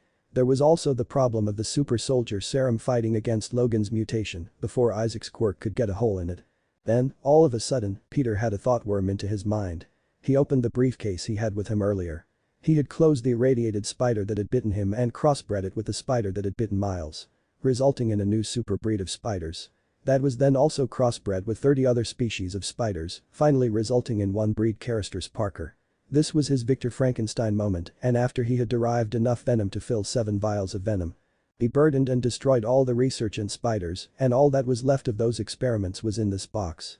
He took the failed Izuku Logan sample and tossed it into the vial. All of a sudden, the venom started to shine green. He put a drop of it into a machine. After 5 minutes, the machine pulled up the stats. The sample was 50% stable. If we can get that beta chamber, we could get it up to 90%. Back at Parker Industries' medical wing. Stange was washing his hands and gloving up. In a couple of minutes, he was going to perform one of the most difficult surgeries of his career, and the weirdest part was that he was somewhat excited about it. A year and a half ago, he would only do non-risque operations. Then, 1 year ago, he would only do it for the money, and then a couple of hours ago, he wouldn't have done anything for anyone unless it fell upon him as a last resort. He had taken a Hippocratic oath. After all, he just wouldn't go out of his way to do it. But now, why was he at Parker Industries now? If people found out that he was charging Stark for this little excursion, they would think that he was back to his greedy ways. In a way, they would be right. But something about the kid currently on life support getting prepped for surgery made him want to give it his all. As he washed his hands, he remembered how he had gotten to where he is now. Sometime last year. He was leaving a party with his wife Christine Palmer to announce his wife's pregnancy. All of a sudden, one of his special contracts came up to him and told him he was currently needed for an emergency. Strange, think of this as the last job you must do for us. Not just that, we will also pay $50 million. So think of it like this. You no longer have to see us and you get a big paycheck. The way I see it is that you're getting the best of both worlds. Strange told his wife he would meet her when he got home later and left with the man. Strange got in the man's car and they started to drive off. I want you to tell me that after this time, he will no longer contact me. This is my last time working for him. The man said, you can tell him yourself you think we would pay $50 million to operate on beside the boss. Wait, Manfredi's hurt. What happened? Nothing. Just some chromodome upstart had one of his goons take a hit out on the boss. It was 2 hours later and Steven was finally on his way home. He checked his bank account and his payment was there. When he got to the makeshift surgery room, there was a lot of blood. The person who had shot Manfredi had somehow hit the very bottom of the right ventricle, looking as if a bullet had cut through the heart. 1,000,000 to 1 shot, but there was no way someone could have made that shot. He would be dead of blood loss. That was if anyone else was operating on him. Someone with great skill had tried to kill this man, and Steven took it as an exciting challenge. It was only later that he came to regret it. He was laid out in the middle of the road with the car on its side, currently pinning his leg down. They had been driving home after finding out the baby's gender, and they were spitballing names until Christine suggested Xander, after her favorite Buffy character. But Strange wanted to name him Oliver. Then, bam, they were sideswiped. He looked over at Christine and saw that she was bleeding immensely. She had been launched from the car. He tried to move towards her, but his leg was pinned to the ground by his flipped-over vehicle. You know, he thought that he was making the right choice, switching his sports car for an electric SUV. You know you need the space in the car for the kid and saving the planet and all that jazz. He realized he was in shock when he caught himself thinking about being carbon neutral instead of the fact that his wife was currently bleeding and his foot was pinned under the car. He realized he had to get to her or she would die from bleeding. He realized he couldn't feel his toes. This was good. He thought that could mean his foot was severed and all he had to do was pull what remained of him out and he could then be next to his wife. He undid his belt and tightened it around his leg. He grabbed his leather wallet and bit down on it. He grabbed his leg with both hands and pushed against the car using his other leg. Even with the adrenaline running through his system, he could still feel his tendons ripping as he parted with his mangled foot. He looked at his work and noticed that his leg looked like it had gone through a grinder. It either spoke of his guts or simply shocked that he didn't seem to mind too much. He dragged himself over to his wife. But when he got close and saw what state she was in, he realized it was too late and couldn't do anything to save her. He was just there watching her pass. She was staring off into space. He sat up next to her and placed her head on his good leg so she would hopefully be more comfortable as it happened. Steven tried his hardest to hold back his tears as he noticed life slowly leaving her eyes. Parker Industry present day.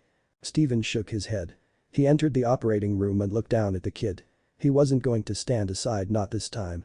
He looked around the operating room and said one word. Scalpel. Alternate Japan.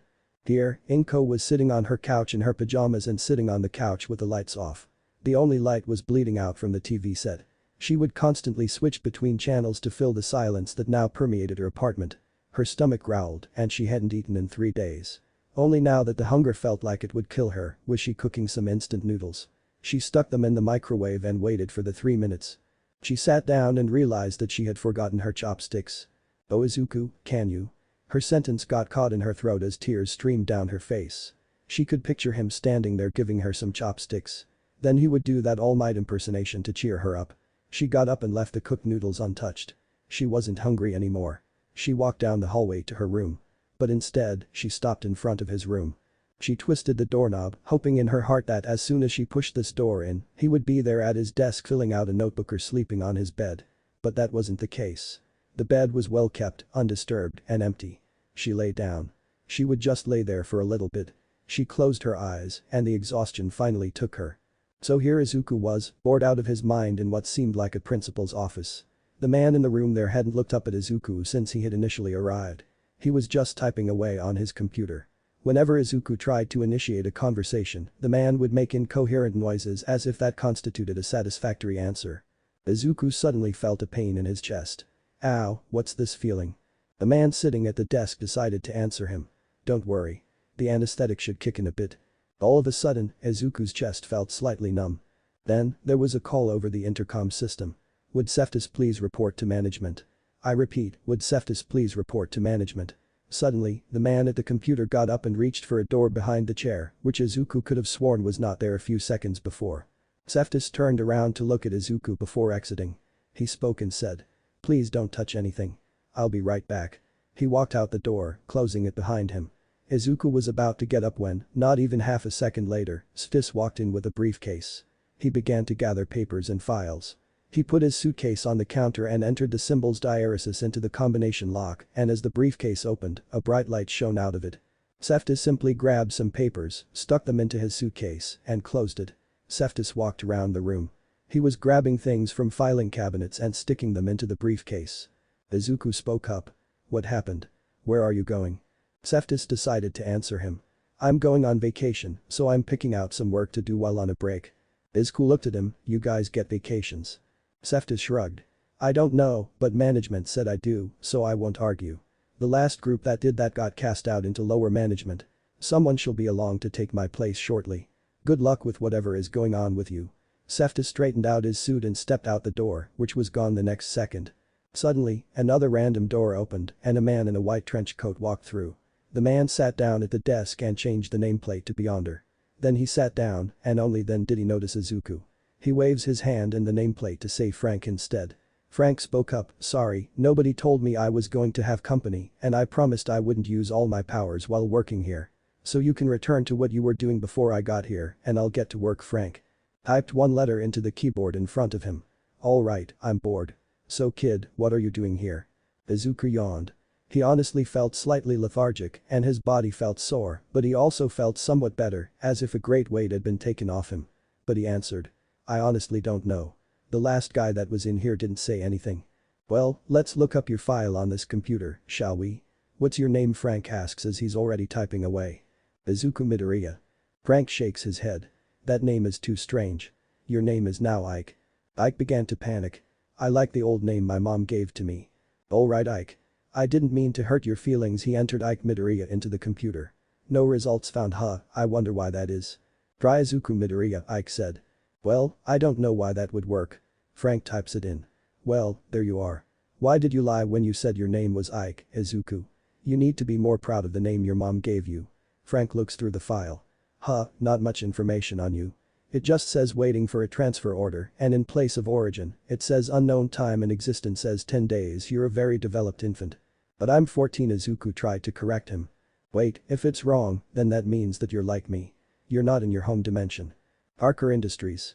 Steven washed his hands and was de-scrubbing. I've done all I can. I've collected most of the carbonadium from his wounds. That being said, even though he is now stable, he seems to have fallen into a coma. It's up to him now if he wants to make it through this.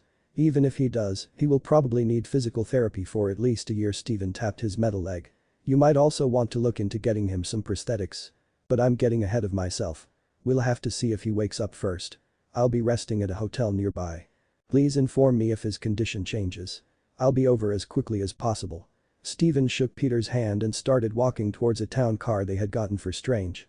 When the car was out of sight, Peter returned to the elevator. Tony Stark has arrived at the back entrance with an armored Legion escort and heavy armor semi-truck. Shall I activate security turrets? As funny as that would be, he has what we need to save the kid's life. Let him in. Peter got a call. Thought about using your security turrets against me, didn't you? Peter just hung up instead of coming up with a lie. He saw the security feed that Tony had the truck docked at the shipping receiving area and was unloading a large pod. Peter went down to the loading area. So this is the new and improved Vita chamber, Peter said as he watched Tony instruct Dummy on how to unload the sensitive equipment. Yup, I made it with some of Dad's old blueprints and a regeneration cradle. Do we need the cradle? Peter asked, concerned. Tough as the kid is, Steve was conscious when he went through it. We don't have that luxury. What's with the box? Peter asked as he looked at Tony's wrist. That's a mystery tool that might come in handy later. Anyways, use your skeletal muscles to help load my portable lab into your freight elevator. Izuku was pacing back and forth, passing his hand through his hair. He saw Frank play solitaire on the computer in front of him. What do you mean I'm not in my home dimension? Frank kept playing on the computer in front of him. It's exactly what it sounds like. Imagine having two ponds, one with goldfish and the other with turtles. Then, somehow, the turtle ends up in the fish pond. So what you are saying is the multiverse is real, and I'm somehow not in my home dimension. Izuku fell back into a chair he didn't even know was there. If it were that simple, I wouldn't be impressed, Frank said while completing his solitaire game. Now, pulling up Minesweeper. What do you mean? Well, if it was just hopping across dimensions, that's easy. I do that accidentally when I sneeze. Hell, some of the humans in this universe can do that. No, what's different about you is the distance you traveled. Honestly, it should be impossible. It's as if a turtle was moved from one pond to another. But that other pond was across the country. What is surprising is how it got here. It's not like the turtle could walk. It would die on the way. Did someone carry it? But what purpose does that serve? It's not like it's all that special. No offense. Izuku had more or less zoned out after he said across the country. He didn't even notice the jab at his character or the apology offered afterward. He just sat there in shock. One thought coursing through his head. I am so far from home. How will I ever get back? Oh, you have much more pressing matters than that. Huh, Izuku exclaims, his mind finally back in the moment. I said you have much more pressing matters in the moment. Izuku heard loudly and clearly in his head. What could be more important than thinking of a way to get home? You do not have to yell. I'm right here. Unlike some people, I pay attention when people talk to me. As I said, you might want to focus on staying alive, Frank said while completing an expert-level Minesweeper map. Moving on to pulling up Space Cadet Pinball. Huh, what do you mean? Frank was a little annoyed having to look up from his currently active pinball game. Man, you ask a lot of questions. Scratch that, you ask the same question repeatedly. Do you see that door? Frank said, pointing at the door Izuku had tried to enter earlier. That's the entrance to the afterlife. It is quite literally the threshold between life and death.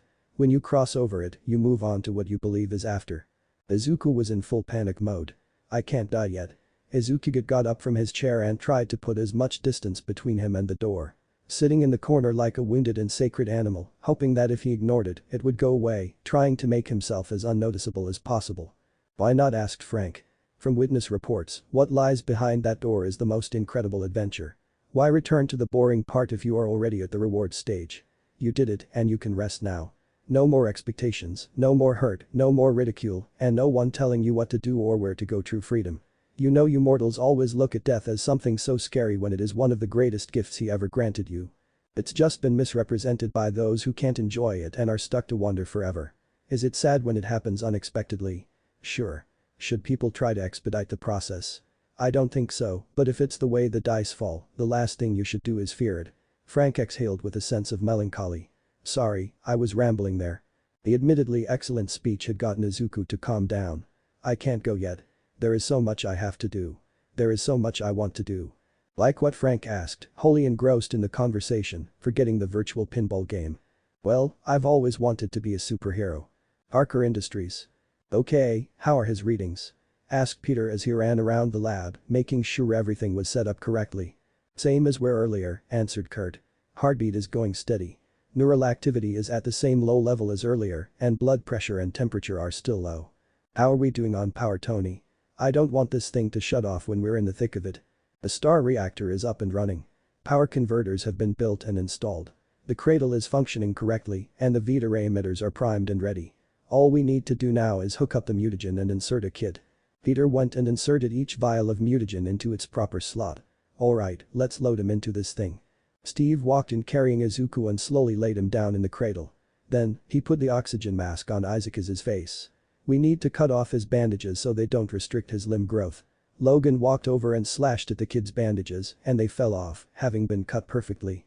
The cradle closed up and, using its sensors, displayed Izuku's vitals. Alright, begin with a shot of penicillin. Izuku swatted away at whatever had just poked him. Are there mosquitoes in here or something? A superhero? Yeah, now that sounds fun. I could go down there with you, and we could kick significant ass as Frank the Incredible and his not as cool but just as important sidekick Izuku. Sure would beat being up here. But I can't. I'm on probation. Frank started to look downtrodden. Then Frank got a devilish smile. But you aren't. Wait here. Yelled Frank as he ran through the door. He manifested out of nowhere. Izuku was once again alone with his thoughts. He does move a mile a minute, doesn't he? Okay, I'm back. Frank yelled from behind Izuku, causing the teen to jump slightly and scream when he noticed that Frank was carrying something that seemed to be fighting against his hold. Frank chastised it as if it were an unruly cat. "That's something I got from the armory, a thing they call a spirit of vengeance. I'm sure old Zad won't mind." "That sounds dangerous. Maybe you should put it back," Izuku said with a look of worry etched on his face. "Nonsense. Nothing is too good for my sidekick. So take this," Frank says, shoving the ball of energy into Isaac's chest, causing the energy to bounce off and fly wildly around the room. Frank stuck his hand out and caught the wild energy. "Son of a bitch, put a child lock on it. If that's how you want to play it, I'll just make my own." Frank pulled blue paper with white lines on it out of who knows where and slammed the energy down onto it, immediately transforming the power into a blueprint. He looked around the blueprint and set out to make corrections with a pencil. "Okay, now first correction. Fire is the source of power. What are we, troglodytes? This is the modern era. Let's change the power set from fire to electricity." Frank used his pencil not to erase, but lazily crossed the word fire and wrote lightning in its place. "Wait, but blue fire is more extraordinary than normal fire. Hey kid, what is your favorite color?" Izuku was surprised at being called for answers. "Blue, no, wait. I meant green." Frank nodded and wrote the word green above the word lightning. He started making more corrections. "Let's keep the skeleton transformation because that's just badass. Change from BDSM gear to. Hey kid, what's your country of origin?" "Japan." "Samurai are perfect. A spirit of vengeance is excellent but also a little old-fashioned, and vengeance against what evil? That's a little self-righteous. I like to believe morality is subjective. So let's make it like a storm, neither evil nor good.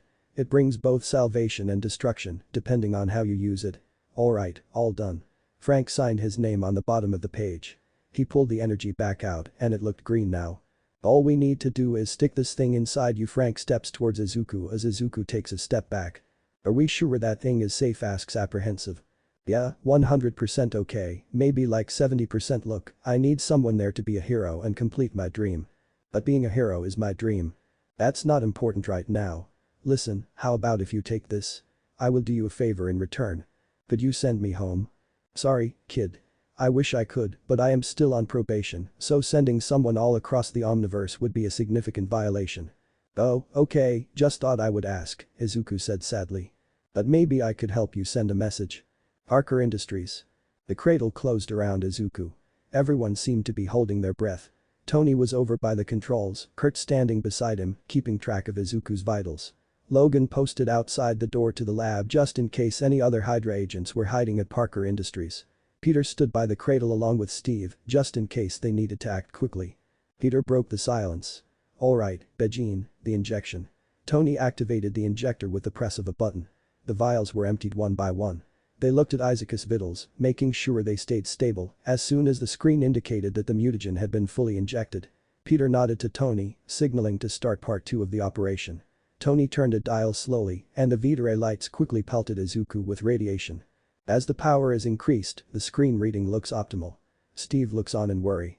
Suddenly, the vitals on the screen start to go wild. Steve yells out to Tony, "Turn off the machine." As Steve is about to rip the door off the cradle door, Peter calls out, "Wait, keep it going." Everyone in the room turned to look at Peter like he was mad. Peter just said, "Don't believe in me. Believe in him." Frank had spawned on an exam table in preparation for sending a message when Izuku collapsed. Frank kneeled next to him. "Speak to me, kid." "What's happening?" Izuku said through gritted teeth. "My body hurts." Frank noticed Izuku's door starting to open slowly. "Listen, kid, I know the deal was for me to send the message, then I bind the thing to you, but if you don't agree to this now, you will not live long enough to even send the message. So I need you to agree to the deal of taking the spirit first, message afterward." Izuku nods. Frank grabs the spirit orb and bonds it with Izuku. Out of nowhere, electrified wires wrap around the door, forcing it to shut. Parker Industries. As Izuku's vitals were still going wild on the screen, Tony yelled out, "Alright, that's enough, Peter. Pull the kid out." Peter shook his head. "We just need to hold on a bit longer." Steve moved closer to Peter. "Listen, we tried. It didn't work, but we gave it our best shot." As Steve takes a step forward, Peter fires a web shot at Steve's feet. Tony is about to intervene when he looks at the screen. "Fellas, you might want to look at what's happening to Green Teen Wonder." Instead of having a showdown, they were looking at Izuku and saw that flesh was growing on Izuku's stumps. Peter shouts out, "Tony, increase the power." Aye, Captain." "Okay. Ray." Izuku looked around with a look of recognition. This was his apartment. This was his room. "Am I home?" Frank's voice could be heard coming from nowhere. Sorry, kid. I told you I couldn't do that. This is simply one of those night memories you guys have. A dream. Izuku tried to hold back his anger and sorrow. So what if I see her in my dreams? It's not yours. It's hers. Inko walked through the door. Izuku honey, is that you?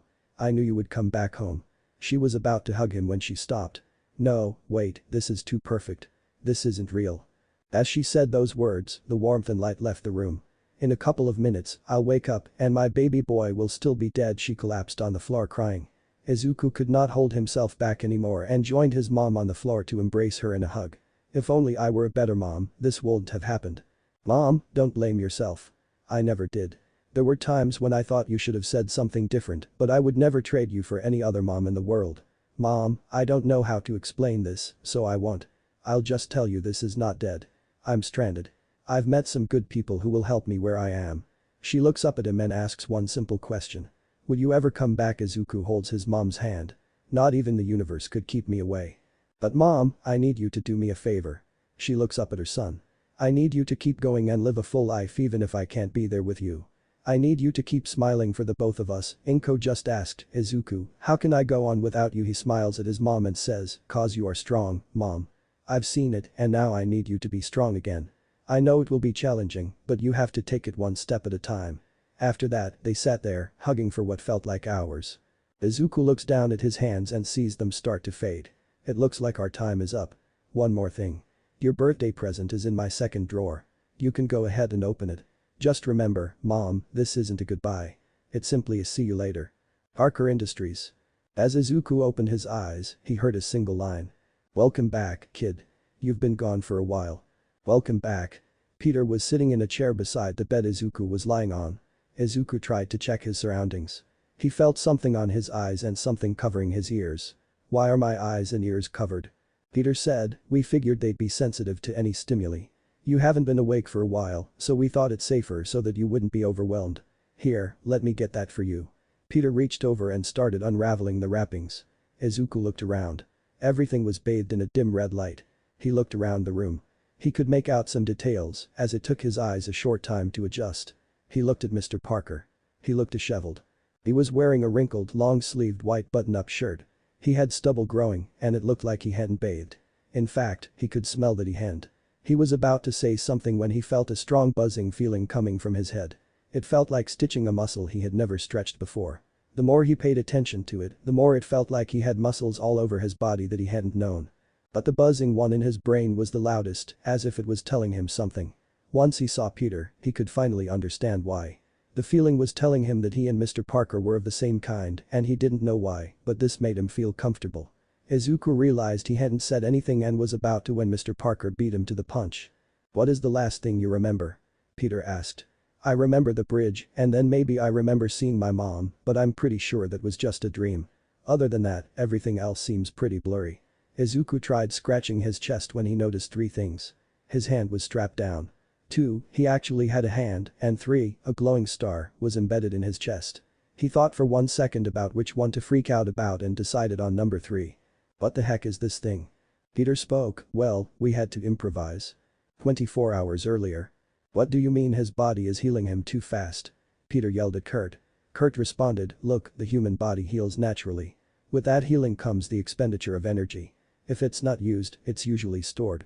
But we just put the enhanced healing of not 1 but 3 enhanced people in the kid and his body is starting to heat up fast. He had already used the coolant that was circulating through his system and his temperature is rising fast. If we don't act now, it might be too late. Peter looked at the kid. What do you suggest? Kurt spoke up, we have to poison him slowly. Peter gave the doctor a look as if saying you're on thin ice. Listen, if we just inject him with some type of toxin or poison, we could keep his healing busy and his body won't heat up. What toxin would you suggest? As you said, he heals fast. Anything too weak and it won't even have an effect. We could try botulinum toxin. Peter shook his head. Even if it did work, how would we administer it continuously? Plus, I don't want the kid to look like a smooth-faced supermodel. Kurt chuckled. We could try asking Logan how he suppresses his healing factor. Where did he go anyways? Peter answered, the nearest high-end liquor store with Stark. He said he needed to pick up some cigars and some booze to replace yours that he drank and get some for himself. Tony said that we have to celebrate the creation of one of the strongest people in the world and that's not done with beer, so he went to get champagne. Kurt shook his head. So that's who drank my liquor. So what do we do? Peter relented, give him more coolant, just enough to keep him going until Logan gets back and we figure out what to do. 23 hours earlier. As Logan and Tony got back from the liquor store, they were filled in on the situation. So, in short terms, how do you deal with your healing factor? Logan thought for a bit. I never really had a problem with my healing factor acting up. I can use the energy up and cause my claws to heat up, which is useful in cutting through things, and I'll heal a lot slower as a side effect, but in terms of suppressing it, I don't know. After a short pause, Logan spoke, what did you guys come up with? Peter pointed a thumb at Kurt. He suggested Botox. Logan chuckled. Why? Botox? You trying to turn him into a model? Kurt defended his decision. I'll have you know that botulinum toxin is one of if not the most dangerous toxins in the world. Logan answered back. Besides the fact that you suggested giving this to a kid, would it work? Peter answered, we don't know. We thought we would ask you before we went ahead with anything. Throughout this entire conversation, Tony had been tinkering with his new arc reactor and another piece of tech and finally spoke up. Aren't we glossing over the most obvious answer? Metal poisoning, I mean, didn't the carbonadium slow down your healing factor? Logan gave an exasperated huff. Damn near stops it, and I'm sure once the kid wakes up, he will agree it is not the most pleasant experience out there. Tony thought for a second. Then not carbonadium, so let's think about this. You say you have a healing factor, but you still develop scars. If your healing factor were operating at its peak speed, those wouldn't form, so there is something slowing your healing down. We just have to figure out when that started happening. Logan tried recalling. Well, some of my memories are a little fuzzy, but if I had to say it was probably after the Weapon X program. I remember before that I could shave and cut myself, and I wouldn't even bleed now. I'll at least lose a drop of blood. Perfect, so it's either the stain of a heavier skeleton or perhaps as time has passed, adamantium particles have busied your immune system to allow the apprentice of scar tissue to appear. I'm willing to bet it's the latter, considering how agile you still are. I can imagine your general muscle structure more or less quickly adapted to the weight. It's the metal itself. So if we give the kid metal poisoning, it should busy his immune system enough to where he doesn't have a severe endothermic reaction going on his body. Logan spoke up, English pleases. Tony answered sarcastically, we give kid bad metal so he does not heat up. Logan popped his claws. It's one thing giving a kid a healing factor, but if you're suggesting bonding metal to his skeleton, that's where I draw the line. Tony put his hands up defensively. Whoa, put away the claws. Vega, no one is suggesting bonding it to his skeleton. I'm suggesting this. In his hands, Tony held up the star reactor and attached to it was a small machine. Connor and Peter looked at it curiously.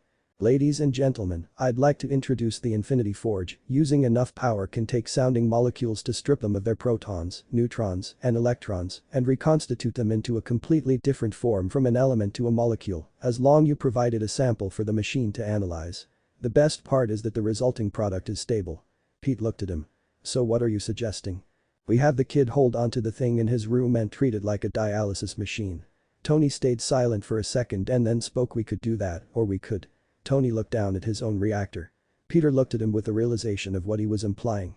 You want to install it onto the kid? Tony grinned. Essentially, yes, it could supply a constant amount. It could be on a schedule or decreased at any time. Logan decided to speak up. I know I'm not the smartest when it comes to science, but how exactly would this help? Tony chose to speak. Well, if his natural energy is being used up to get rid of the metal from his body, I'm assuming it would make it easier to breathe or sleep or not live like a most likely immortal 14-year-old. We inject him with some metal, and if his body ejects it from his body as well as resulting in a temperature drop, we go through with it, and if not, I'll drop it. I won't bring it up again. Peter wanted to say no, but if it could give the boy a better quality of life. He tried one last time to dissuade Tony just as much as himself. Isn't that thing really expensive? I mean, you were guarding it pretty intensely. The box itself looks like it could keep out the Hulk. Tony just shrugged. That's the best thing about making your own toys. You can give it to whoever you want. Besides you, Logan and Cap all trusted the kid enough to share your power. I feel like I could trust him with my tech. Peter relented. Alright, none of this is causing my spidey sense to go off, so well, run some tests, and if it turns out that it works well, go ahead with the install. But since you were the one who suggested it, you get to be the one to analyze his waste fluid to make sure his body is discarding it properly. Tony's face went blank. What? Peter pointed at the catheter bag that was on the IV pole. Alright, Logan, come with me. Well, we can extract some of the adamantium from your blood so that the forge can scan it. We will leave Tony here to run some tests. Logan nodded. Alright, let's leave, Pissboy here to deal with this. I'll follow you. Tony didn't know how, but he was going to get Logan and Peter back for this. Back to the present. Izuku was hanging on to his every word. Long story short, we found that it did, in fact, work. So we installed the IF to the back of your sternum and the star on your chest is more or less a wireless power source for it. We had to install it close to your heart. So that the metal had enough time to spread through your system when we injected it, it healed too quickly, so the energy usage was minimal. This way, the metal goes directly into your heart and is spread through your system. Izuku thought for a bit and decided to accept this reality at face value so he could figure it out later anyway. Okay, second question. Why are my hands tied down and how do I have hands? It's fuzzy, but I remember them being gone. Well, to answer your second question, your new healing factor is to thank for those. To answer your second question, I want you to promise me you won't freak out. Also, it will probably hurt a bit. Izuku nodded and Peter instructed him what to do next.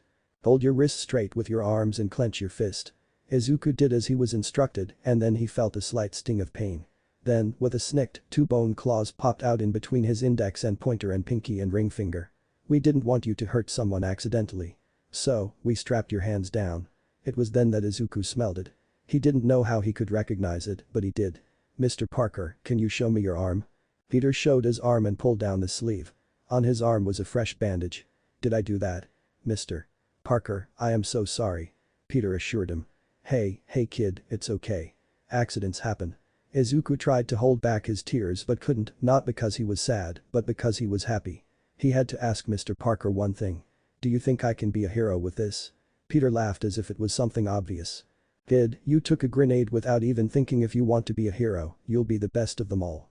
Izuku couldn't hold them back anymore and let the waterworks flow. Old Japan. Inko looked around and couldn't see anything. She waited until her eyes adjusted and gave a long stretch for the first time in a few days. She had slept well. She had the best dream from what she could remember. But then she remembered the reality of where she was and what the reality of her life was. It was just a dream. Wasn't it? She decided to check the drawer. There was no harm in checking, even though it would probably be empty. Her birthday was so far away, so why would Izuku buy a present now? She was about to pull the handle, but she hesitated. If it was empty, it meant that what she dreamed was just a ploy from her brain to help her cope with her loss, and that would mean her son had passed. She could leave it and pretend it was in there to keep the illusion alive.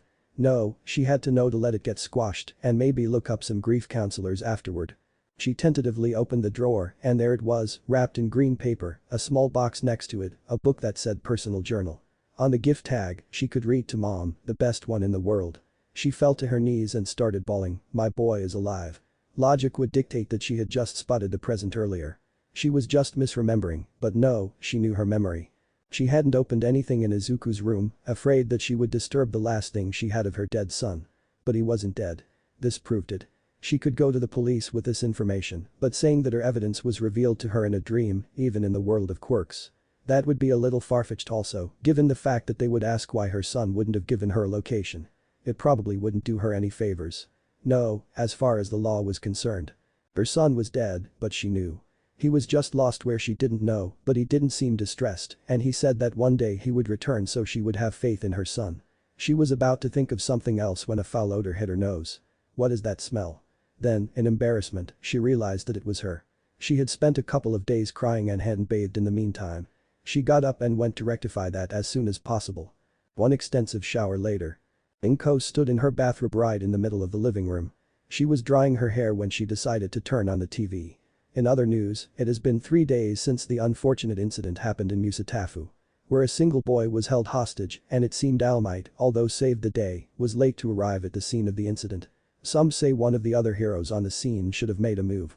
Pointing to that incident a couple of months ago where the water hose heroes were left crippled and unable to continue to perform any more heroic duty, the other newscaster spoke up, were they not killed? No, they were saved by a mysterious vigilante. Sadly, it seems that the vigilante's quirk was out of control and resulted in his death and the complete breakdown of his bones and flesh turning to ash, no clues of his identity, the only evidence of him being there the video captured and the results of his action. Some speak to it being the fault of trigger use gone wrong. Others point to quirk doomsday theory. Regardless, the Heroic Safety Commission's official stance is that no person should be operating in heroics without a license, and that the man would still be alive if they allowed the pros on the scene to do their duty. Inko flipped the TV off. She had on a fresh set of clothing and picked up the phone. She had a lot to do.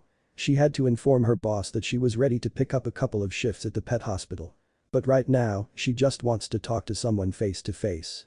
She dialed Mitsuki, but the phone did not even ring once before it was answered. "Hey Inko, are you feeling better?" "I know, dumb question. I can't imagine how someone would feel after what you went through. So what's up?" Inko wanted nothing more than to tell her about the dream, but decided to hold off. "Would you like to go out and have a couple of drinks, just you and me?" Mitsuki answered immediately. "Hey, Han, I'm going out to meet up with Inko. Will you be able to manage without me?" Inko could hear Masaru on the other side of the phone. "Sure honey, I could hold down the fort for a second. Hey Masaru. Hey Inko, have fun, and I'm sorry about what happened. Tell Kitsuki I said hi." "Hey brat, your aunt Inko says hi, what was that, you old hag? If you want to tell me something, come tell me in my room." Mitsuki spoke in an almost scary calm manner. "Can you hold on a bit? I need to strangle my son. I'll meet you at the usual place." With that, Mitsuki hung up and Inko headed for the door. Here she was, one step from the outside. She was strong. She could do this if not for her son. Izuku looked at himself in the mirror. He hadn't really gotten to look at himself until now, and he would be lying if he said he didn't like what he saw. He was a whole 7 inches taller, 6 feet tall, and at 14, which was astounding. He could see muscle definition under his shirt, which he swore he would only see on pros who were also into building muscle. The weird part came in the fact that his face had also changed a little. It was more defined in a way. At least his jawline was slightly more pronounced.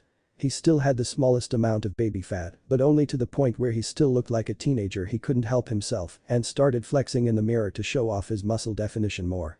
Izuku turned around as fast as he possibly could, slightly embarrassed and trying to hide the fact that he was checking himself out in the mirror. Standing there was Mr. Parker, who had a plate full of food, a clipboard, and a tray of food. He smelled the air and immediately knew what it was, but decided to confirm his suspicions as well. "Is that Katsuden?" "Yeah, I looked around Yelp and found the highest rated restaurant.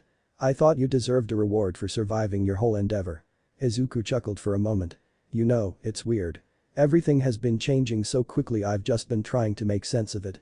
For example, I used to know how to speak a bit of English enough to hold a conversation, but ever since I woke up, it's been easier to understand it, to the point where it feels like it was my first language." Peter chuckled. "Well, isn't that convenient?" Izuku answered back, "You're telling me you don't think I could stand a whole conversation with your Japanese?" Peter took mock offense at the comment. "You wound me, sir, and here I brought you your favorite dish. But yeah, one of the things that was enchanted was probably your mental flexibility." The thought occurred to Izuku, and he decided to speak his mind. "What exactly did you guys do to me? I guess that is the only question that truly matters at the moment." Peter sits at the table in the room and puts the food down across from him. "Sit and eat. You can listen to me ramble while you eat. Besides, you are going to need a lot more calories going forward." Izuku sat down and grabbed the chopsticks next to the katsudon and began his meal. "So first things first, the big bandage we have to rip off is you're not in your home universe anymore." At those words, Izuku lost control of his strength and snapped his chopsticks. "Wait, what do you mean?" Peter shifted in his seat a little. "Well, I don't know if it's a thing where you come from, but here we believe in a concept called the multiverse. Where there is more than one universe in existence. I don't know exactly how, but I believe that you were pulled here by the collider." At that moment, things finally snapped into place for Izuku. "Wait, what about my mom? What is everyone at home thinking?" The more he started thinking, the more his heart rate increased, the stronger his senses got, and it all began to seem like too much. He was breathing faster now. He was breathing too much. He abandoned her. She's alone, and it's all his fault. He was hyperventilating now, and everything was too loud. He needed to be anywhere, but here he was, about to run for the door, when a sound came from the reactor in his chest, and his heartbeat started to slow, and he was fully pulled out of it when Peter put a hand on his shoulder. "Kid, you okay?" Peter looked at him with concern. "Yeah, I think I'm okay now, at least mostly. It's just how are you supposed to react to the fact you're stranded in a different universe?" Peter looked at him. "Izuku, look at me if you want to go home, if this is what you truly wish. You have my word that I will do everything in my power to get you back there. So, anything you want to ask." Izuku made a mental list. "What happened to the captain?" "Oh, you mean Steve?" "Yeah, him. Tony and Logan went to a steakhouse on 72 watts 36th. They needed a small break and Tony said he was buying." "Who's Tony?" Peter remembered he hadn't met him yet. "Well, his hero's name is Iron Man." "Wait, hero?" Izuku got up, completely forgetting his katsudon and running to the desk next to his sick bed. He pulled it open and grabbed his notebook and a pencil. He turned to a fresh page and wrote down the name Iron Man. So, Iron Man. Does he turn into metal? Is he made of metal? Is it actually iron, or is that just nomenclature? As far as I know, Tony doesn't have a mutation, then how is he a hero? Tony is one of the most intelligent men I have met. Just don't tell him. I said that he has a big ego problem. But he used that intelligence to build a suit of armor and used it to help people. Peter pulled out his phone and showed Izuku a picture of Iron Man. He drew it into his notebook and an image appeared on the page that looked as if it had been printed onto paper. Izuku asked about Logan. How's Logan with them? I saw him get taken down at the cafeteria. Peter explained he's actually where you got your new healing factor from, as well as the bone claws. Izuku moved his wrist. If he focused, he could feel the claws resting within his forearm. Then we have Steve to thank for your new height and extra muscle physique. Any other questions you have? Peter had gotten thirsty and went to grab a water bottle. He started drinking from it when Izuku asked his next question. So, how long have you been Spider-Man? At that question, Peter choked on the water he was drinking. Izuku got worried. Oh my gosh, I'm so sorry. I didn't mean to make you choke. Peter waved him off. No, it's fine. Just when did you figure it out? Well, I've had a hunch ever since I woke up, but you kinda just converted, Peter laughed. Man, villains and secret organizations have been trying for years and I out myself to a teenager. Okay, I guess I can share my story, but only if you share yours with me. Alright, let's start with question 1. What is your world like? Izuku put his hand on his chin. Well, I don't know what it's like here, but in my world, about 80% of people have what we call quirks, and they have been around about 100 years. Peter was quite surprised. 80% in 100 years. Wow, here are the earliest signs of the X genes that, as far as I know, are traced back to the 1700s, and even then, the percentage of people who have an expressive X gene is only about 0.002%. Peter spoke. Okay. Second question. What is the deal with the notebook? Izuku started to explain. Well, I've always wanted to be a hero, and since I didn't have a quirk, I figured if I was smart enough, I could still attempt to be one. Peter thought for a second. That's all well and good, but you were trying to be a hero. Shouldn't you have focused a little more on the physical aspect, like working out a bit? No offense, but you were kind of skinny. Izuku looked a little embarrassed. Hey, that was 2 questions anyways. Izuku tried changing the subject. How old were you when your spider quirk manifested? Peter straightened up. Actually, I'm not a natural-born mutant. I got my powers from a radioactive spider. Now it was Izuku's turn to choke on something, this time being air. They proceed to go back and forth like this for a couple of hours. Time had flown by. The sun was setting on the horizon. Peter decided to tease Izuku with his next question. So you got anyone special back home besides your mom? You know, boyfriend, girlfriend, non-binary, whatever floats your boat. Izuku stated, stuttering, no, nothing like that. I don't like boys like that, not that there's anything wrong with that. It's just not my thing. But yeah, no one really wants to date the outcast. What about you? Peter shook his head after chuckling. No, I never had the time. After I got my powers, things just always moved so fast. Don't get me wrong, there was this one girl I liked. Her name was Liz, glasses and nerdy. I just didn't want to involve anyone in the dangers of my life. My aunt almost got me a date to prom with one of her friend's granddaughters, but I had an incident with a lizard villain. I didn't even end up meeting her. The closest I got in my adult life was with the secretary you met downstairs. But we ended up deciding we were better off as friends. However, we do have a pact that if neither of us is married by the time we're 40, we would just hitch the knot. They were about to keep talking when Tony burst through the door. He saw Izuku, went up to greet him, and stuck out his hand. Hey there, kid. Nice to meet you. My name is Anthony Edward Stark, but you can call me Tony. Izuku took his hand and shook it. Nice to meet you, Mr. Stark. Thank you for bankrolling my operation and, saving my life. Tony gave a curt no. No problem. Anyways, Parker. I wanted to talk to you about something. We are both founding a school, and you are one of the new teachers at the Xavier Parker Stark School for the Gifted. Also, we're enrolling the kid. Both Peter and Izuku spoke at the same time. What? Alternate Japan.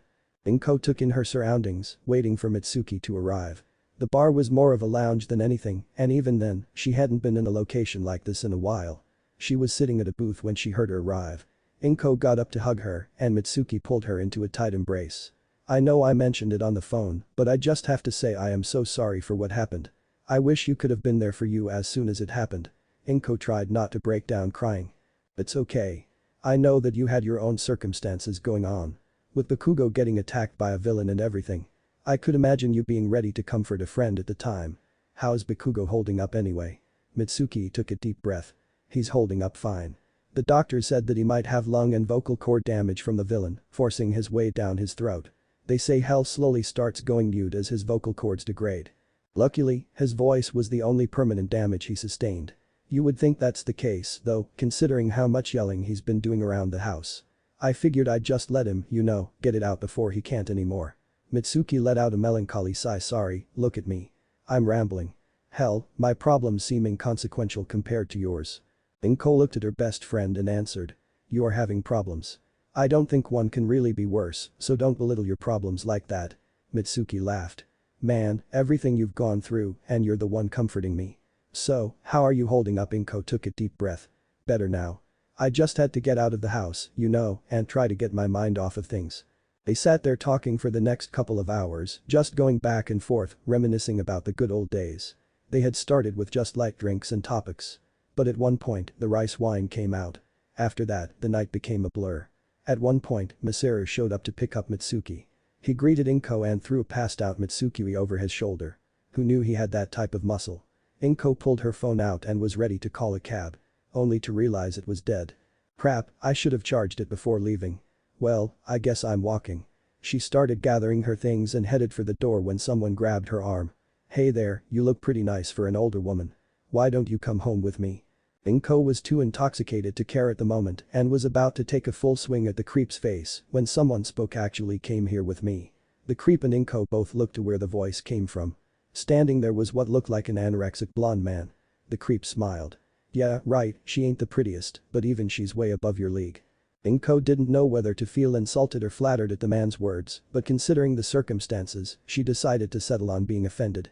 Was the tension in the air building, or was it just the fact that she was drunk at the moment? Inko didn't know. But any perceived tension went out the window when another voice was heard. Is something going on here? The man is still holding on to Inko and asked. And who are you, asshole? He's not the one being an asshole. The man laughed and Inko realized where she had seen this man. The name is Namasa Tsukauchi. Detective Namasa Tsukauchi. I might be off the clock, but I can still get some of my colleagues down here to handle the situation. The man let go of Inko, put his hands up in mock surrender, and started to walk away. Inko looked at the man with conflicting feelings. He was the man that made her think her son was dead. Then again, he was only doing his job, plus Inko wasn't even fully sure he was alive, so she couldn't really blame him. So she decided to judge on what he did for her now and not what he had done then, so she decided to speak up. Thank you for the help. Even though she swears she probably could have handled it herself, that was probably the alcohol talking. I should probably get home. Once again, thank you, detective, and thank you, mister. She waited for the blonde man to answer. Oh, it's Toshinori Yagi. She nodded and spoke. That's a cute name. Well, thank you as well. Tashi blushed slightly at the compliment. Inko tried to walk away elegantly but was stumbling as she moved forward. Yagi spoke up. We could give you a ride. She turned to look at them. No, thank you. This lady can handle herself. Namasa stared at Tashi. What? Namasa just shook his head. You just can't help yourself, can you? You were doing so well recently. She needed help, plus she reminded me of someone I used to know well, at least her hairstyle. The person I knew would have just laid creep out with a punch. Namasa laughed. So what you're saying is that she caught your eye. At those words, Tashi stared, stuttering and blushing, and was about to go on a tangent about the teasing when they heard a loud thump. They both rushed out the door and there was the same creep from earlier knocked out on the floor with a bruise clearly forming on his face and Inko passed out in a drunk stupor. Tony, Steve, and Logan were sitting at a table when Tony spoke up. All right, fellas, order whatever you want. Just don't get it well done, that would be a crime against humanity. The waitress came by and smiled. Can I get you, fine gentlemen, something to drink? Tony answered first. Scotch on the rocks. Vodka, no ice, Logan followed. I'll just have water, said Steve. Tony stared at him in disbelief and Logan chuckled as if he had expected the answer. A water, really, Cap? Steve looked unbothered. What? I like water. What's wrong with water? Tony gave him a disapproving look. Nothing if you're eating field rations. But we're about to enjoy some well-marbled steaks. Please, at least order something with flavor. Hell, I'd prefer rum and coke over just water. Next thing you'll tell me, you're getting your steak well done, and if you do, I swear, I will hit an old man. Steve rolled his eyes. Fine. I'll take a bottle of schnapps. Chilled glass. The waitress scratched out water and jotted down, schnapps. I'll be right back with your drinks. I'll take your orders then. Tony leaned back. So, what's everyone's plan after this? Logan spoke first. I need to head back to the mansion. Spring break's about over and we want the kids ready for school again. Steve raised a brow. I thought Xavier's was already a school. Logan grunted. More like a home for runaways. You need more than 5 adults to run a proper school, let alone meet any credentials. Tony looked intrigued. Who do you have on hand? Logan thought for a moment. There's me, Aurora, Hank, and Xavier. That's enough to handle things if the kids get out of control or if someone attacks. But it's not a faculty by any stretch. Tony laughed. Never thought I'd hear the day when Wolverine used the word faculty. Logan shrugged. Kids change you. What can I say? He turned towards Steve. Where's the good old captain heading? Before Steve could answer, the waitress returned with their drinks. All right, what can I get you guys? I'll have the filet mignon, medium rare, said Tony. T-bone, rare, Steve added. Porterhouse, blue, Logan finished. The waitress noted their orders and walked off. Tony sipped his scotch and smirked. You know I like some red in my meat, but blue rare? Even I think that's going too far. Logan took a sip of his vodka. I like the flavor. Tony considered for a second and realized he liked steak tartare, so he didn't really have a leg to stand on, just like Strange. Anyway, Tony said, back on topic. Steve, you got any plans? Steve shook his head. Once I get my new suit, I'll just go wherever SHIELD sends me, be it a mission or a vacation. Tony frowned. Man, that's kind of sad. Ever think about getting a life outside of work? You know, find a girl, settle down. Steve gave it a moment's thought. Just don't think that's the life a guy like me gets to live. Tony chuckled. I don't know, Cap. I hear girls like the martyr type. Logan chimed in. Tony's right. Not about the martyr part, but it's a hell of a lot easier getting through the day when you've got someone to come home to. Or multiple someones, Tony quipped. Steve thought it over. If I were going to go for that kind of life, I'd want someone who's used to this type of work. He glanced at Tony. What about you? Any plans? Might make a new suit. Maybe I'll fund a new scholarship or something. I don't know quite yet. Just then, the waitress brought out their steaks. They were about to dig in when a voice cut through the air behind them. Mind if I join you? Before either Logan or Steve could turn around, Tony answered without hesitation, yes, we do mind. Fury, now get lost, we're about to have lunch. Nick Fury ignored him and pulled a chair from a nearby table. This is urgent. Without missing a beat, Tony replied, then leave an urgent message. Steve interjected, what is this about, sir? Tony groaned. Aw, don't give him an in. Now he's not going to leave. He's like a cat that way. He already made the trip here, Steve reasoned. You and I both know he wasn't going to leave anyway. Might as well hear him out. Tony cut a piece of steak and savored it. All right, Fury. I'll bite. What is it you wanted to say? Fury didn't hesitate. The council wants the kid. At those words, the mood instantly turned cold. Logan clenched his fists, ready to pop his claws, and Steve subtly shifted, prepared to intervene. Tony stayed calm. Why does the council want some random kid? Don't they have better things to do? Fury didn't play games. Cut the crap, Stark. We know the kid's a super soldier now. Tony's jaw tightened. Of course you know. What, Hydra's not the only one spying on Parker Industries now. You keeping tabs on Stark Industries too? Fury let out a short laugh. 2 of the brightest minds on the planet and you think we're not watching. But no, this didn't come from your staff. At least, not at first. Vita Radiation has a very distinct signature. With enough spectrometers in the right places, you can track it. Just in case some rogue nation starts building super soldiers. Tony gritted his teeth. Right. That's the reason. Not so SHIELD can get first pick during a lab raid. So why are you really here? You're hoping we'll hand the kid over? Cause 2 things. First, he's not our property. Second, we're not handing him over. Fury leaned forward. If I wanted the kid, do you think I'd be here asking? I'm warning you. Get him out of there. Fast. I don't know how long the council will sit on their hands. The 3 heroes shared a look. Steve handed Fury his glass of schnapps. Sir, can't you stop the council's decision? Fury took the glass and drank. Hell, I'll probably be reprimanded just for warning you. Any more than this and it'd be treason. But if the council doesn't get what they want, I won't be the one in charge anymore. And whoever they pick to replace me won't be nearly as pleasant. Logan stood. I've been on the run before. I'll get the kid out of Parker Industries and head off ASAP. I'll stick to backroads, swing by Xavier's for gear, and lay low in one of my safe houses near Toronto. Just another face in the crowd. Tony sighed. I'll send funds through encrypted channels. Might as well be the comfiest runaways in history. He paused, thinking deeply. Actually. If they want a weapon, let's give them one. The others looked at him, unsure of what he meant. "Hey Fury," Tony said, "didn't the council want my suits?" Fury raised an eyebrow. "You offering them a suit in exchange for the kid? They might go for that, but I wouldn't count on them keeping their word." Tony shook his head. "Not a suit. We promised them a weapon. A tool. A solution." Logan scowled. "So what, we train him and then hand him over?" "Yeah, that's better." Tony leaned in.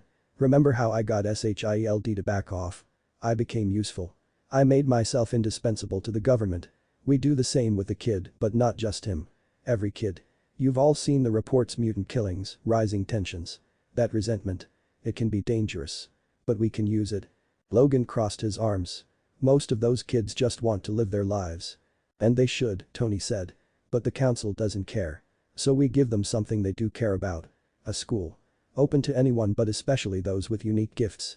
Next time something catastrophic happens, we'll have people ready to respond. People who feel like this country didn't abandon them." Steve asked, "Won't the council want control? What stops them from taking it over?" "If they do, they lose support. Not just from me, but from Stark Industries. And probably Parker Industries, too. We make a place where the next generation can thrive. Mutants, geniuses, anyone with potential. With Stark funding, it'll have the best tech and brightest minds pushing the future forward." Tony sliced into his steak, watching Fury for a reaction. He knew the director was nearly sold, but Fury never gambled unless he could win. Fury narrowed his eye. "Do you even know what it takes to run a school?" Tony shrugged. "No.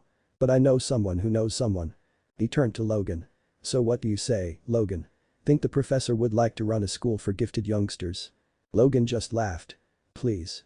That's his damn dream, pardon my French." Fury stood and straightened his coat.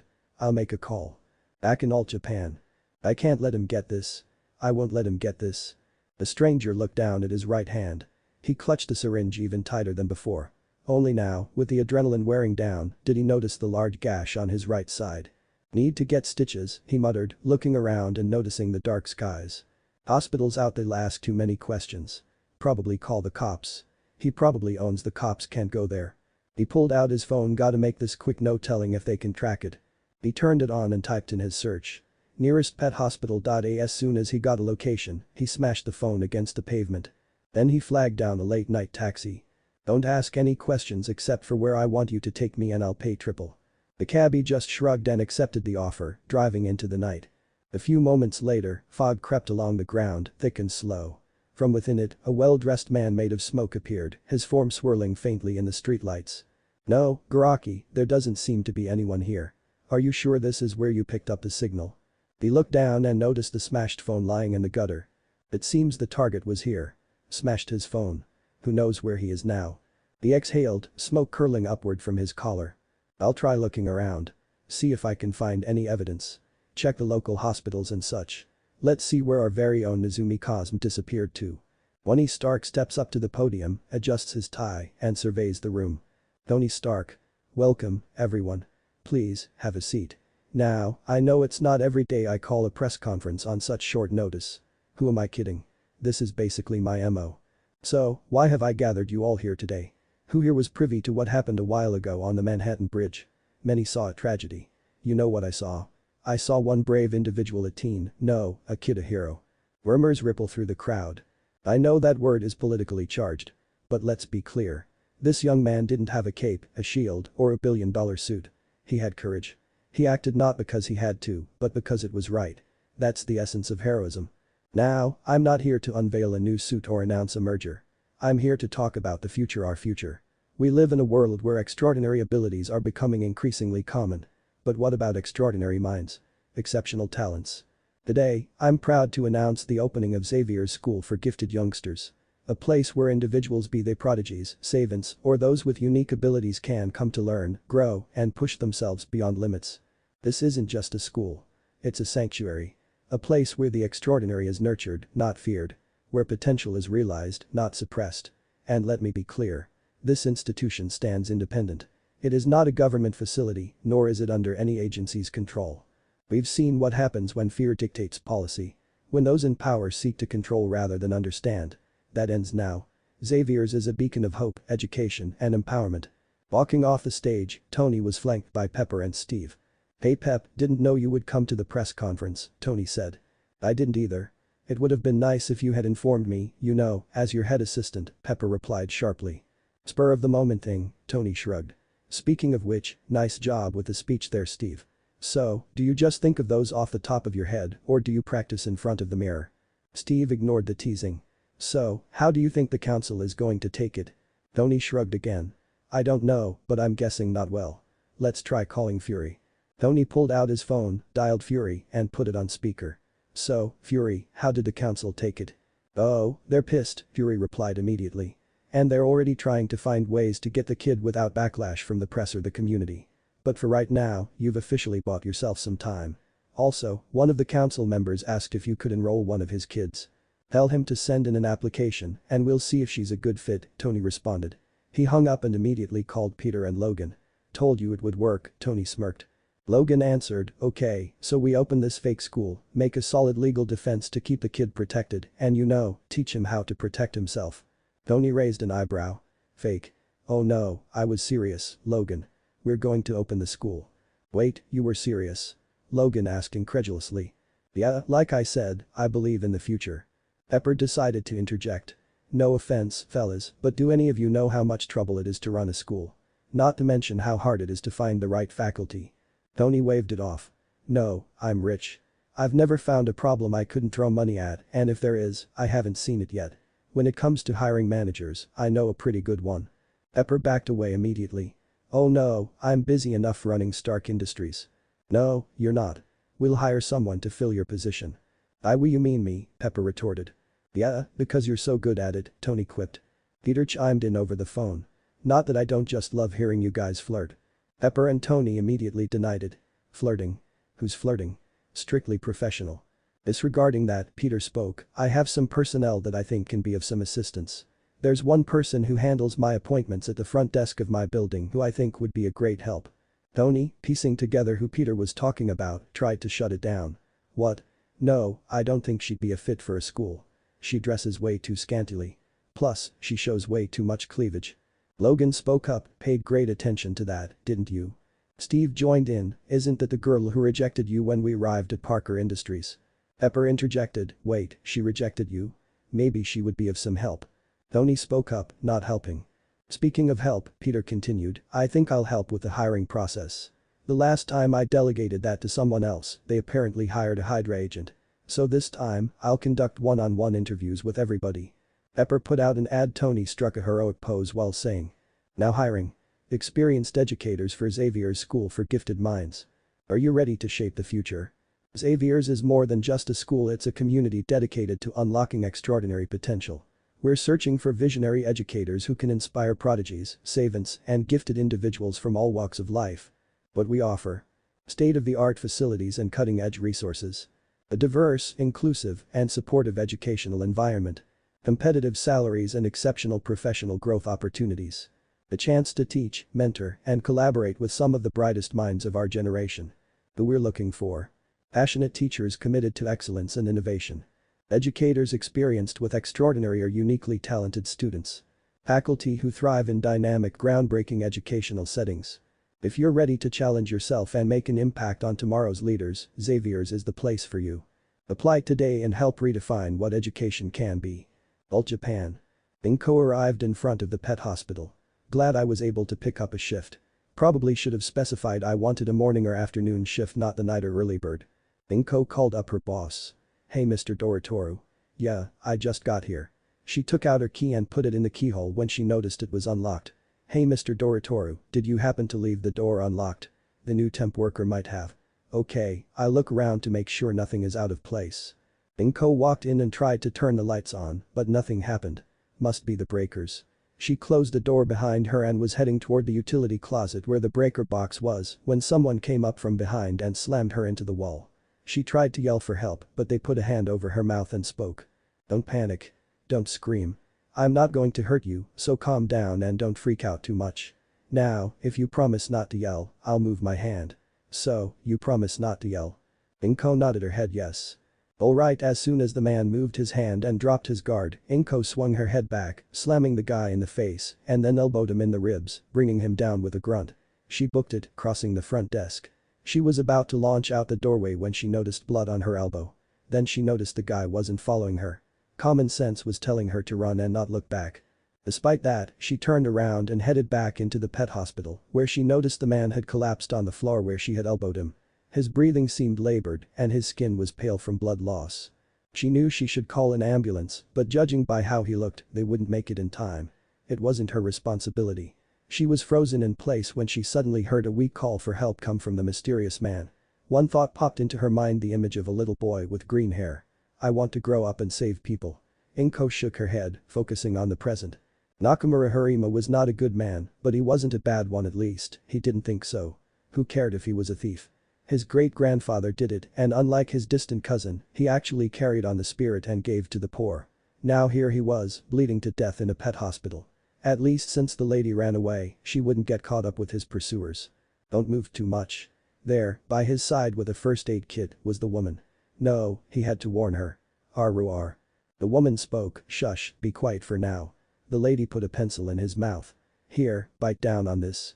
I need to pack the wound and press down on it, and I don't want you to bite your tongue off by accident. Nakamura bit down. The lady asked, are you ready? Nakamura nodded his head yes. 3, 2, 1. Outside, it had started to rain and thunder. Thanks for watching guys, make sure to leave a like, share and subscribe. Also don't forget to check out author of this story. All details in description.